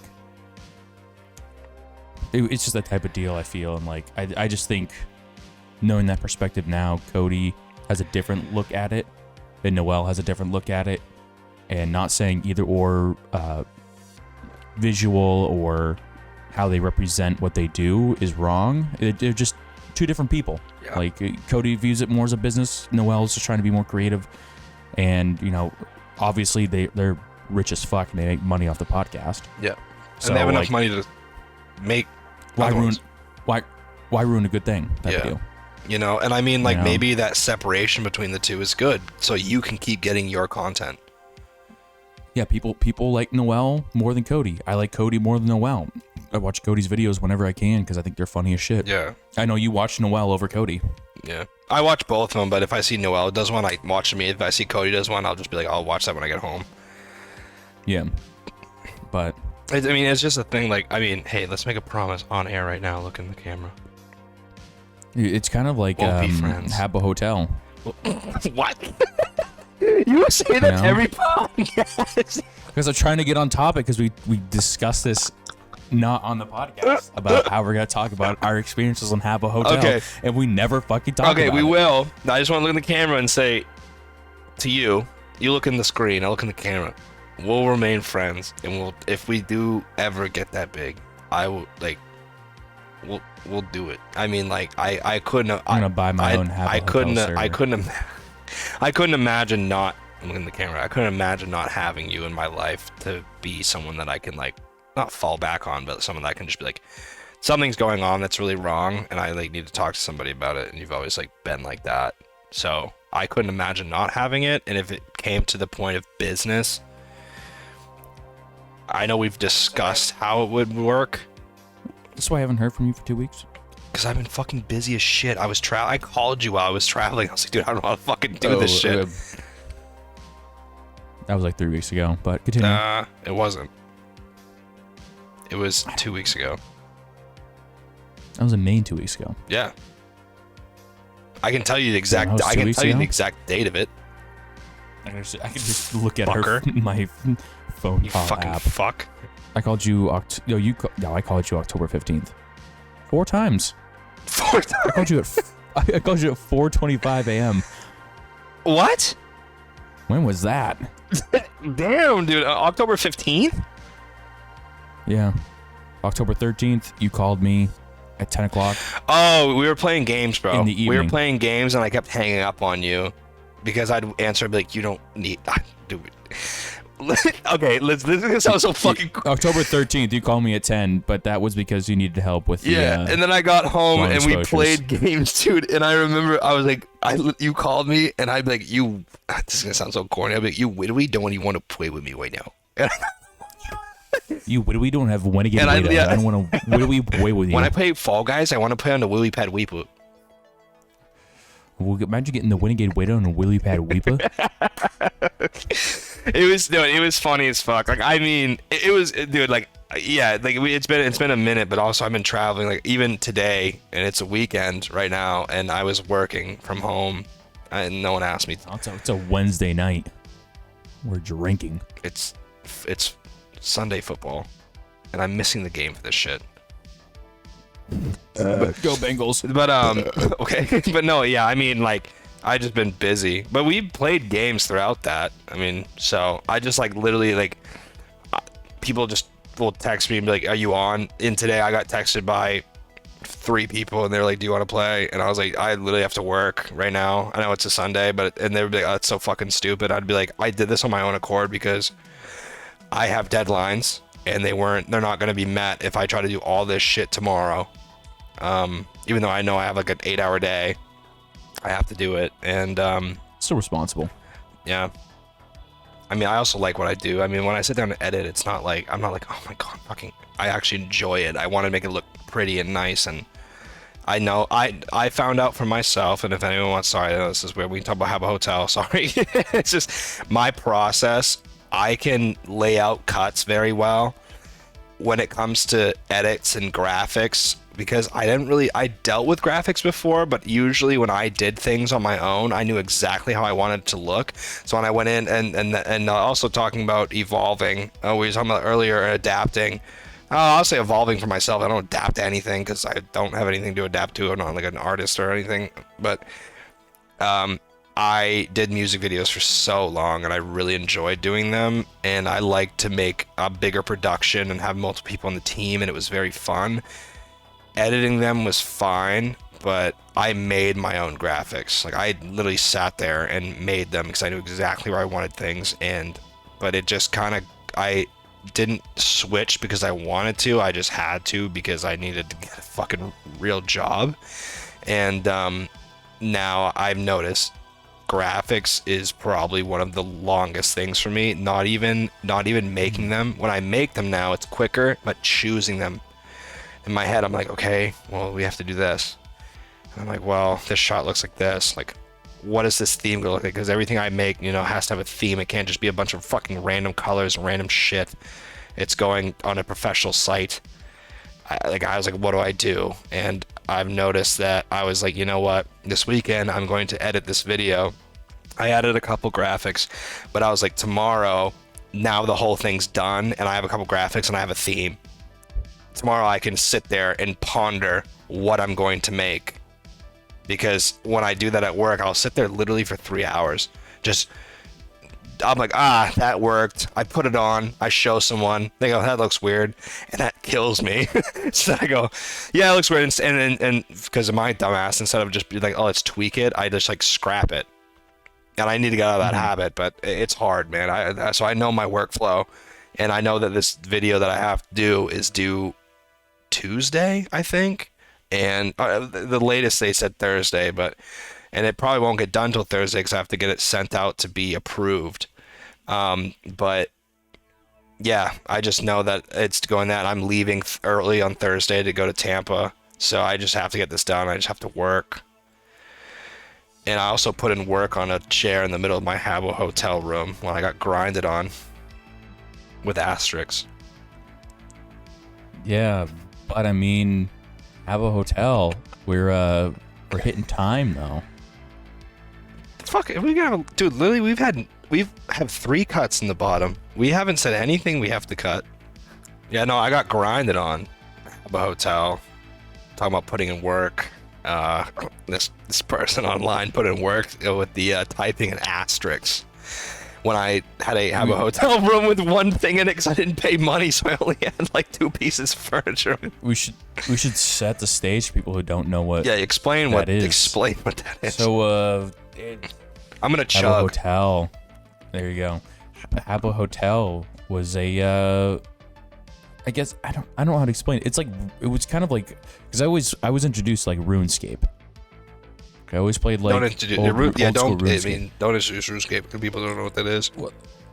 Yeah, if you don't know what RuneScape is, you should probably be slaughtered, demasculated, get your shit removed. You shouldn't be allowed to repopulate the earth if you don't know what RuneScape is. But no, Habbo Hotel was like the same term. It was like an online chat room, but you had avatars. That's what I was about to say. If you can explain that, that's what I was gonna say. It's like it was an online chat room, but you had avatars, and you had your own apartment that you could decorate. Oh, metaverse. I don't even know what the fuck that is. Not real. It's not real. You know what the metaverse is? You know what that is? You know what? No. I know what it is. I know what the metaverse is. But this was OG metaverse. Like, yeah, no goggles. This is the coolest shit. No goggles. This was just, it was Mouse. a 2D point and click game. But yeah, Habbo Hotel, if you paid money, you could look cool and get cool shit. And get bitches. But if you were poor, like me, you would you go to auction houses and shit. You get your little coins. But I lost my virginity at Habbo Hotel. Asterix unzips pants. Oh my god, clip that. Yeah, so I mean, it just in another sense, Habbo Hotel had no goal. It wasn't like RuneScape has a goal. You can upgrade things. The goal of that game was for you to spend money on it, which is most of the things now. But the goal of that game was to literally interact online. And this is not back in a long time ago, but this is like when games were more popular and also servers where you could have people on the games. And it literally was just a community. It would be like you going into a game, like playing a video game now, and just talking to people. That's all it was. I'll say that in a second, but yeah, that's all it was. It was crazy. It was it looks it's still online. I think you could still play the game itself, and it's literally just a oh my god, dude, I want to say it's kind of like a chat room with NFTs for all the fucking weirdos. Pixel art. That are young. It's called Virtual World Avatar Chat Pixel Art Habbo. That is their description. As it called? Okay, yeah. So it's like a chat. It was basically a chat room, but you had avatars that you could walk around with and interact with people with, and people had like custom servers that had a bunch of custom shit. It was cool. I mean, like back in the day when you're 13, and the internet was sick, and you had no membership, but you decorated your character for people to be like, "Oh, you look hot." Even though you don't have a membership. Isn't that wild? It was crazy. I was told that quite a bit. Like I made my character like the most edgy, emo 2008 person ever. Like, oh shit, what do you listen to? Oh shit, dude. Like, you don't have a membership, but you look that hot? Let's go back to my apartment. You get an egg chair? That's cute. Bro, literally, it's like unlocking like memories for me. Memories? Yeah, dude, but that was it. That was the original Riz right there, dude. You fucking went in and got. You had cyber sex. Yeah, you just try to pick up. You literally did. Pick up. I mean, depending on your, sexual orientation, for me, I was just trying to pick up women, bro. And I would talk to guys too. The guys would be like, "Oh, dude, this is sick." They're like, "Yo, you want to hang out and chat?" That's so fucking weird. Sorry, I'm just thinking about it. You would get the invite to someone's apartment, and you would sit down in a chair, and you would just text chat people for like 2 hours. Yeah. Have conversations. And guarantee, I think about it in my head because I can't remember. But then all of a sudden, someone would be like, "Yo, I'm gonna get some booze. Anybody want booze?" Then all of a sudden, the conversation would be normal. You'd be like, "Asterix uncapped bottle." Asterix takes a sip. After like 20 minutes, he'd be like, Asterix getting visibly drunk. Oh my god, dude. How fucking cringy is that shit, bro? Like, that's the thing. Like, I can't remember exactly what I talked to with like people sometimes, but like, I guarantee I faked some shit about myself. I guarantee 100%. I did. Like, I probably said some shit, and dude, wild, bro. Absolutely wild. Like, I remember going to that game, talking, and there was like a place that had like a dance club, and obviously you can fucking You go dance, you can yeah. You they're like 8-bit, not 8-bit, but like the style, it looks like a boxy 8-bit thing. It's like a 32, 64 bit. Like, it's retro looking. And you go in and the club thing was hard. You could get, obviously there's no like a fucking cover for you or some dumb shit, but you just go in this thing, people are dancing, and you can see the person with the most money on their character would have people all around them, and there'd just be chats like, and then like, you know, there would be like a girl like, oh, 69 RX4 Slayer. This is a lit party. Yeah, they're like, literally, I'm fucking wilding right now. Like, you're so hot. Like, and they would have like a fucking eagle on their head because they paid like $10 for it or something. No, it was probably actually like $2. It's just in my head. Everybody's obviously over 30 years old. So yeah, that's Like, I feel and it like probably when I was like why? I feel like at 12 years old, I was probably like on an internet level, like I was probably groomed. Because like, That's what I was gonna say. You can probably tell the people who didn't spend money on it were kids who just found it fun. You have these people who spent like hundreds of dollars on it, be like, want to have cyber sex with me? Yeah, dude, cyber sex. And then that would happen. And you know what's crazy is like in the games, and you want to know, there's a dancing thing. There's no like, you can't like, you know, like Minecraft, you can like squat and then pop up. You can sit in a chair, you can dance, or you can, I think you can like interact with some things. There was no way to make any motion. You literally would just face the person, or they would turn around, and then you would go like this, and then you'd just be like, you're so like literally, I just like want to be in you so bad right now, and that was it. Like, that was fucking it. And but the dancer thing, there would be a girl that came in that had skins, I guess, Fortnite shit, had skins, yeah, and they would get crowded around, and then whatever, dude. And if you pulled one of them, dude, that crop top's so hot. Like, oh my god, Asterix getting so hard, Asterix. dude. Yeah, and okay, and also if you don't know what Asterix is, I'm sorry, but Asterix. So you'd asterisk, and then you'd be like popping bottle, and if you can't figure that out, pretty much you are. They would signify doing an action. Signify doing action. Texts. Yeah. So it was, dude. And as a young man, not even young man, I was a little boy. I would play that game. And I'll shout out my experience first because it was sick. And when I told somebody about it, they were like, dude, that definitely wasn't someone your age. It was definitely a fucking 30-year-old. Because you have to also understand, internet wasn't, like, it was there. Like, obviously there was a lot, you could do way more than you could ever. This is like early, like, This is kind of like, I don't want to say peak internet, but it was getting there. Yeah. Like, browser games were a big thing. Yeah.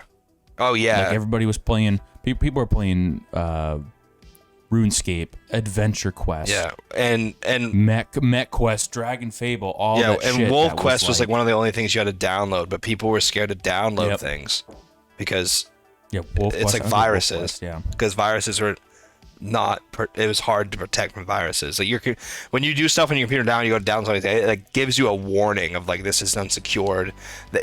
Your computer can read that. It couldn't back then. AKA, if you were poor and you couldn't afford World of Warcraft, you were playing Habbo Hotel. So that's essentially what it was. This was like peak World of Warcraft days. Yeah.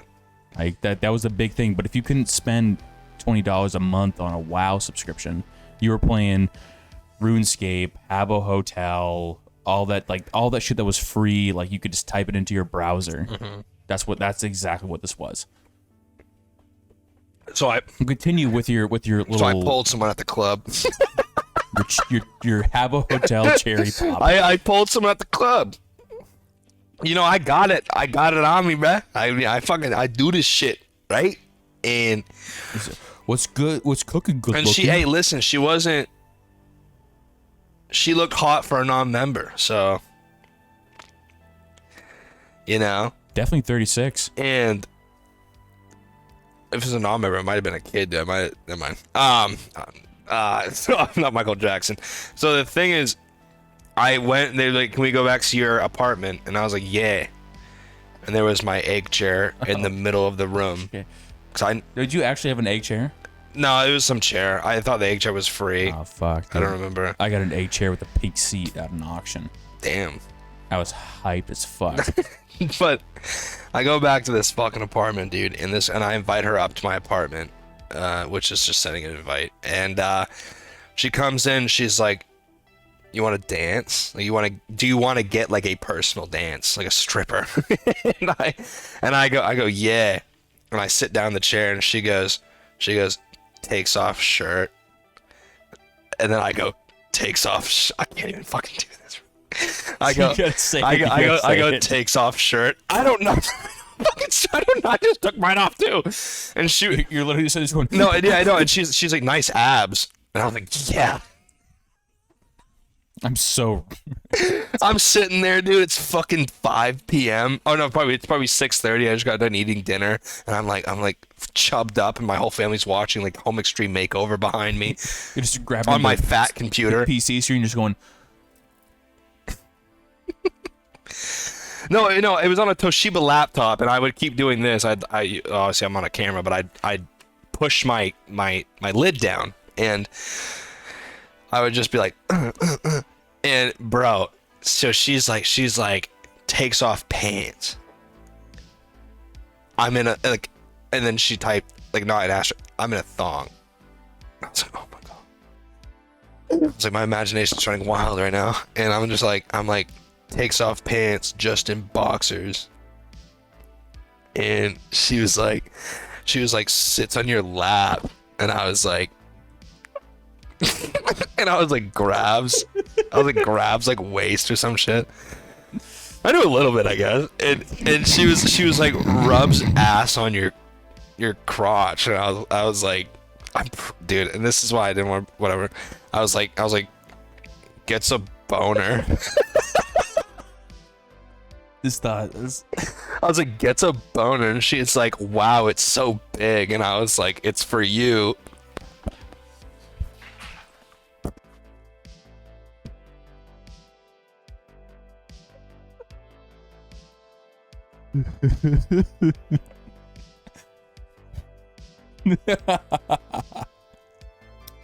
Okay, and I need a fucking drink, dude. and I fucking, oh my god, I'm fucking tearing.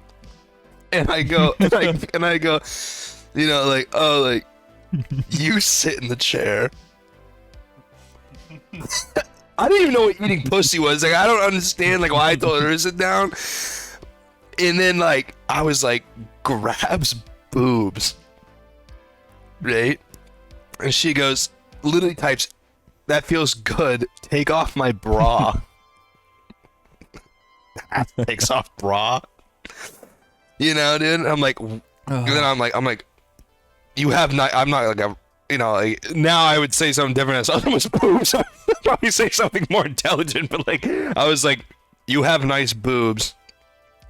She's like, thanks. Like, sit back down. Dude, literally, and then, I was like, still has asterisk has boner, and I guess hard wasn't in my vocabulary because I wish I had said I'm hard instead of saying I have a boner. And she was like takes off thong, and I was like, takes off boxers, and continued to, you know, fornicate. I was like, puts it in you. Like I got obviously Jesus Christ, I don't know sex. Like at the time I didn't understand it, and I was like puts it. I didn't think you were at that level. When you were getting embarrassed about the shit you were saying earlier, I was like, that's nothing compared to what I said. Oh, Jesus, dude. I will say, I think I said this on the first podcast. I did. If you haven't seen it, I was introduced to porn like in first grade. My neighbor like showed me it. I knew what it was for a while, and I obviously I fucking watched it. We talked about that in the first podcast about like porn addiction and stuff. But so I knew what it was. I don't know if I knew the language of it, but I knew what it was and what to do, and that's why I was doing that. And like, what was I in, like fucking 5th grade, 4th grade? And I was like, yeah, when this shit happened to me, I was like in 7th grade. yeah, and you're 2 years older than me. Yeah, so yeah, like it makes sense. Exact time period. Makes sense. Yep. So the same exact thing. All right, dude, let's hear yours, dude. How hard did you fuck that? It might have been a man. You know what I'm saying? Like, they probably fucked. Like, that's the thing. That's what I'm saying. I probably got groomed. Yeah. You know, some crazy shit like that. No, mine's essentially the same line as yours. Please tell me you said gets boner. I didn't. Ah. Mine didn't have that level of foreplay to it. Oh, she was just like in pussy. Mine was like, do you want it?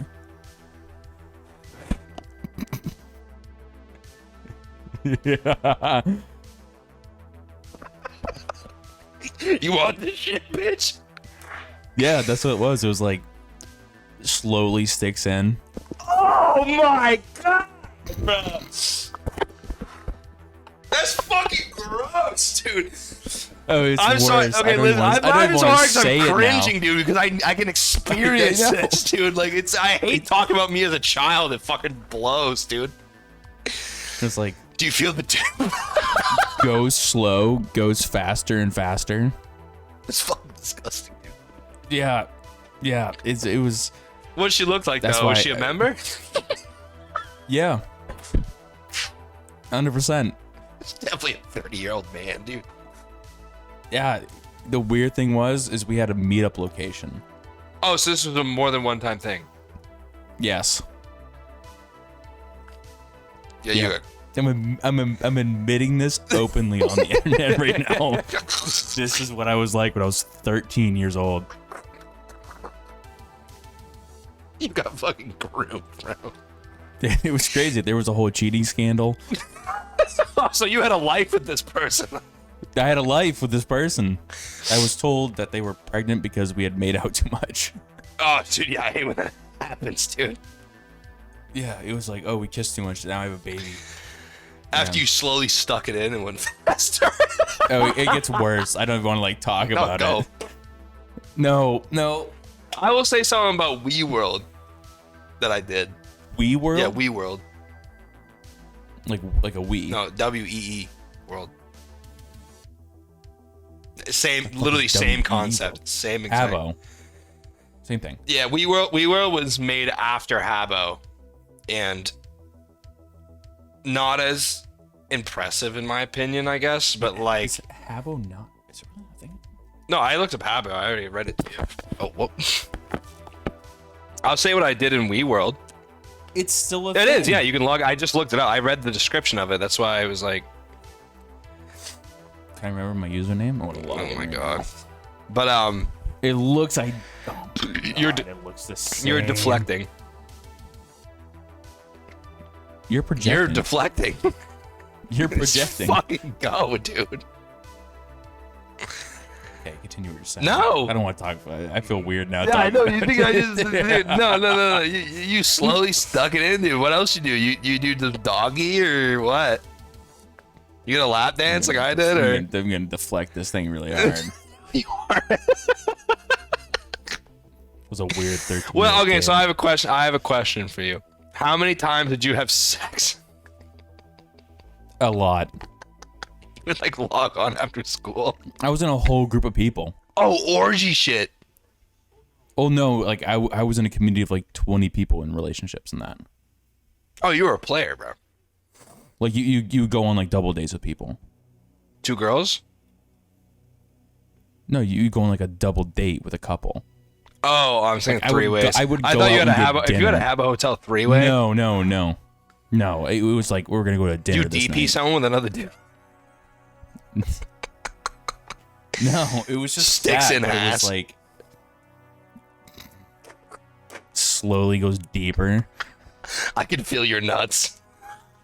Slap it against my nuts. You fucking Yeah, no, I was like in an actual like community of people that would like hang out. swingers. No, we just like talk about your days. Well, I was that's also cool. like, and then yeah, you would I go was and like, fuck. oh, Matt. I was like, algebra 2 was really tough. They'd be like, oh, I'm in geometry 8 right now. It's like, yeah. Now thinking about it, it's like you're definitely like 33, and I'm. Yeah, what the 12. fuck is geometry 8? Geometry A. Oh, A. I think you said 8. We had like geometry B and A, lower level, higher level type of deal back in the day. So, But, question. yeah. Yo, what's the freakiest thing you ever done on Habbo? Dude, that's so long ago. I can't even think about it. It was probably just the cringiest shit I ever said. Like, slowly inserts. Dude, you were about it. But I mean, I had sex, but it wasn't that descriptive because I don't think I understood it. Well, I was obviously being led along by a 38-year-old man, so I knew my vocabulary had to be better. I guarantee this kid's like maybe just get ripe into high school. Half chub right now. Dude, that's so fucking funny, dude. That's the Well, thing. it's funny though, because dude, we got out. It's not funny to be groomed. It's funny we like got out of it. But also before we, because I want to say what I said about WeWorld, but we like at the time internet, like you don't give out your number. Even some people like even if you sign up for things, they ask for your number. People won't do it. It's an option, usually depending on what you're doing. At the time, dude, like shit was not secure at all. Like nothing was secure whatsoever. Like you just like, but it was very cool. And honestly, I know this sounds fucking weird, but nicer people. I know we literally got groomed, but like nicer people were on the like people would be like, oh, like what's up? Like what are you doing? Also, just think, let's just not skate across that fact that like growing up in the era we grew up in, playing like browser games like RuneScape, Habbo, all that type of shit. People our age got groomed hard on the internet. And also the reason that there's those people that old on the internet, I mean, we're also the age and we're still on the internet. It was also a new thing for them too, and you got to think about someone that's 30, and they're still young, 20 to 30. And they're like, what is this thing? I want to be a part of it as well. Yeah, I don't think it was intentional. Yeah, it was just a mix of ages. It was this new frontier. I really think that people of all ages were doing those things because it was new. Now there's a separation between like Facebook and TikTok, like the age difference. Like there's separations. At the time, it was just new. And if you had the mental capacity to figure it out, why not do it? This is also a time where MySpace was a social media platform. Oh, shit was nutty. Like there was, I mean, you had Tumblr. Tumblr was a big thing at that point too. But I never had a Tumblr. Way before. I was into it a little bit. I was into it for I porn. was into it more. Yeah, that was the That was like the Tumblr, Reddit porn. of the time where there was, or even now Twitter. Really, you can post porn in your stuff. I'm not even OnlyFans, so you can actually just post it. The crazy thing I feel about Tumblr was Tumblr lets you get in deep into like HTML, so you could like customize your shit. And I think it's where a lot of people our age became coders. Oh. Because they got a deep fascination with like Tumblr. Because like I was on Tumblr, like I hated using HTML. I didn't like doing it, but like some people's shit would look crazy there. And I know you could use like HTML to like do things, make your shit look custom, all type of stuff. And I think I feel like that was a place where the birthplace of like our generation of coders came from. We gotta clip that, dude. I didn't know that. Well, I remember you've talked to me. I think we talked about MySpace on another podcast, or just alone, and you were saying how like people's banners would like do shit. If you knew how to code, you could make it look cool. You could type in code to get shit to look certain ways. So I feel like for I'm 25 to like your age and a little bit older than me, maybe like 28 to 29, between like 29 to like you're 23, right? Yeah. My age is fucking finance, like coder bros. Like, Yeah, so I feel like Tumblr being a thing, all the new age social medias that allowed you to interact with their like code is where like the infatuation with coding came from for a lot of younger generations. hey, it worked out, man. Flip a chat. I mean, yeah, no, and you're talking about it. I have a friend that's 25 and he's a coder and he makes great money, but he's not like, he like doesn't really tell people what he does. He's just like, you know, I just do this because I enjoy it. I mean, my no one's age, making money. yeah, my age is like, this is the new wave, motherfuckers. Fucking. I mean, nobody's making 100K off of doing HTML. But I mean, HTML is kind of no. It's the original gateway into like Now they make Python, well more. C++, you know, C plus. like HTML. Sorry. Sorry, I know about it. No, I should do it. I'm just saying, it's like HTML is like the gateway into Python, C++, You like all type of stuff for all type of coding. Things. you can make well over 100K with HTML knowledge.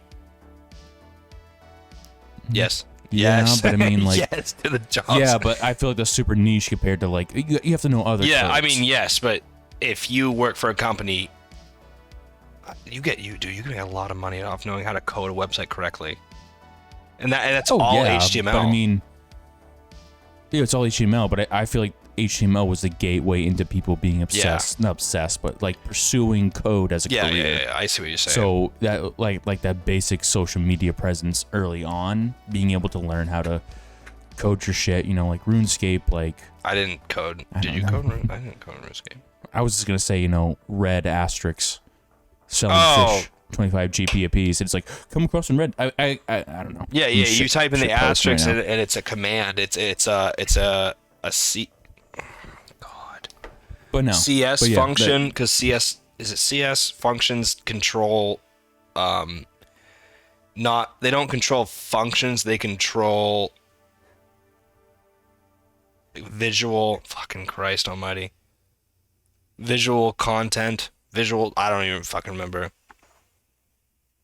They control Back to the point. colors and movements and things that do things to make things look pretty. It's not a function of like oh CSS. That's what it fucking Christ. CSS is like the art of some the actual visual art of something, and HTML is functions. So when like I know CSS and HTML, I mean now, which is when you do a class like that, which I did a couple, you have to learn them because like I could give you a website and it would be black and white bare bones, and it would function just fine.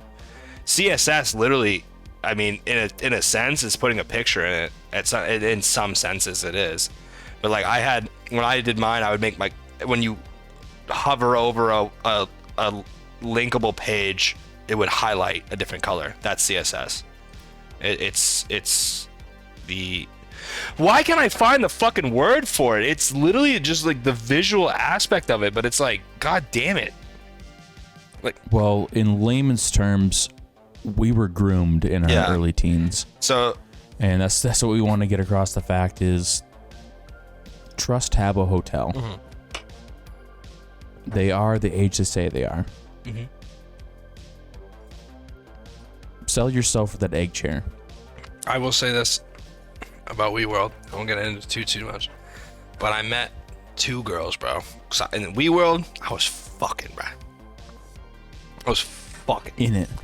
And I met two girls, and every time we would get out of school, we would chat like that, like a group, and they would just like come over, and like I never like did any asterisks fucking with them, but just talking about how. All right, so coming back in while Spencer stuffs his face. So on WeWorld, and like we're saying, like there's no protection. Sorry, I don't even reiterate because if you watch this through, you know. I talk to these girls and we meet after school. No sexual anything, whatever. I literally like we were just such good friends. Like I didn't even know who they were, and I just like got their phone numbers, and I had my little slide phone. And I just text them like every day. Like they'd be like, "What are you doing?" I'm like, "Oh man, I'm at my vacation Bible school right now, fucking it up."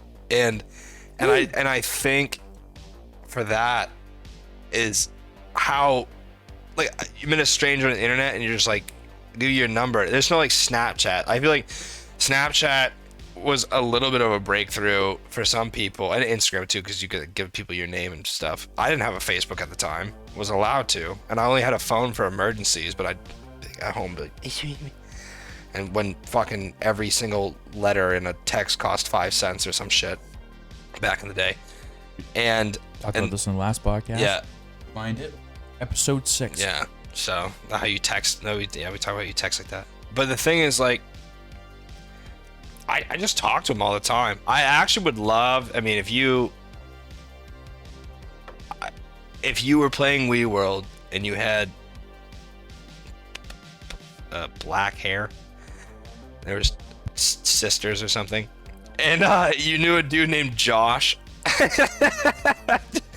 Let me know. I mean, dude, like literally, like I had your phone. I would literally call my phone number right now, but there's not enough people to watch. But I would call my phone number because I've had the same one since a child, and well, I was like 13, 14, but I would love to I just want to see what they're doing. Do you know what I'm saying? I mean, they probably have a podcast. Let's hope they do. And you know what podcasts usually do? They end. Thank you guys so much. This is. We just want to play Overwatch, and it's almost been 3 hours. Yeah, it's kind of true. We just want to play Overwatch. I got a fresh ass bowl of beef stew. I kind of want to play some Overwatch. And I have Crohn's. I have a foot fetish. I have a butthole thing. This has been your boy, aka Skinny Penis. Straight off the res. Dude, you gotta stop doing that. Well, I mean, this is it. We got nothing else to talk about. I guess that's the end of the pod. I could keep talking, but you want to play Overwatch. Well, we're already at 2 hours and 42 You said minutes, you could go so. for 3. Well, we're pretty fucking close, but no one's gonna watch an over 2 hour podcast, so I guess good night, everybody. You have to understand, like, when you're at not. work and stuff, like, sometimes it's just nice to, like, have people talking, and you just be like, oh, like, I understand what they're talking about. Yeah, that's why I watch TMG. Well, this is only, like, an hour. I like throwing on stuff that's longer just because I'm at work. Like, I got a lot of... If you watch this shit on your drives, that's 2+ hours. Let us know. Yeah, also... Josh, if you want to talk about anything else, let me know. Also, if I know that, like, obviously the things aren't, like, our TikToks are performing better than these, which is understandable because they're short clips, but seriously, in the description below, I feel like we should start saying that in the beginning of the podcast. In the description below, we have an email, and if you guys have questions that you would like to hear an opinion on, and obviously, if you don't want to be shouted out for the question, we won't, but if you do, we will. We're still going to shout you out. No, privacy. And if you... Personal information, where you live, next I can of see kin. you through your window. Yeah. No, if you want to talk, if you want to have a question for us, I mean, we would love to talk about it. I mean, it just got our brains racing too, so I think it'd be a good time. So if you have anything, just let us know. And in the description, there's the email, the questions. Kanye, we'd love to have you as a guest. Keanu? Explain yourself. Kanye. No, let's have Alexander O'Connor. Yeah, say your piece. Say your own story. Yeah, try to let the world defend know. yourself, you fucking criminal. The world hates men. And that's why we made this podcast, to bring it back. Let's bring back old school masculinity. Yeah. I was wearing a wife beater yesterday, and I did really well in Rocket League. Did you just fart? All right. See you guys later. It was really good talking to you, Bye. dude. See ya. That's fucking it, bro.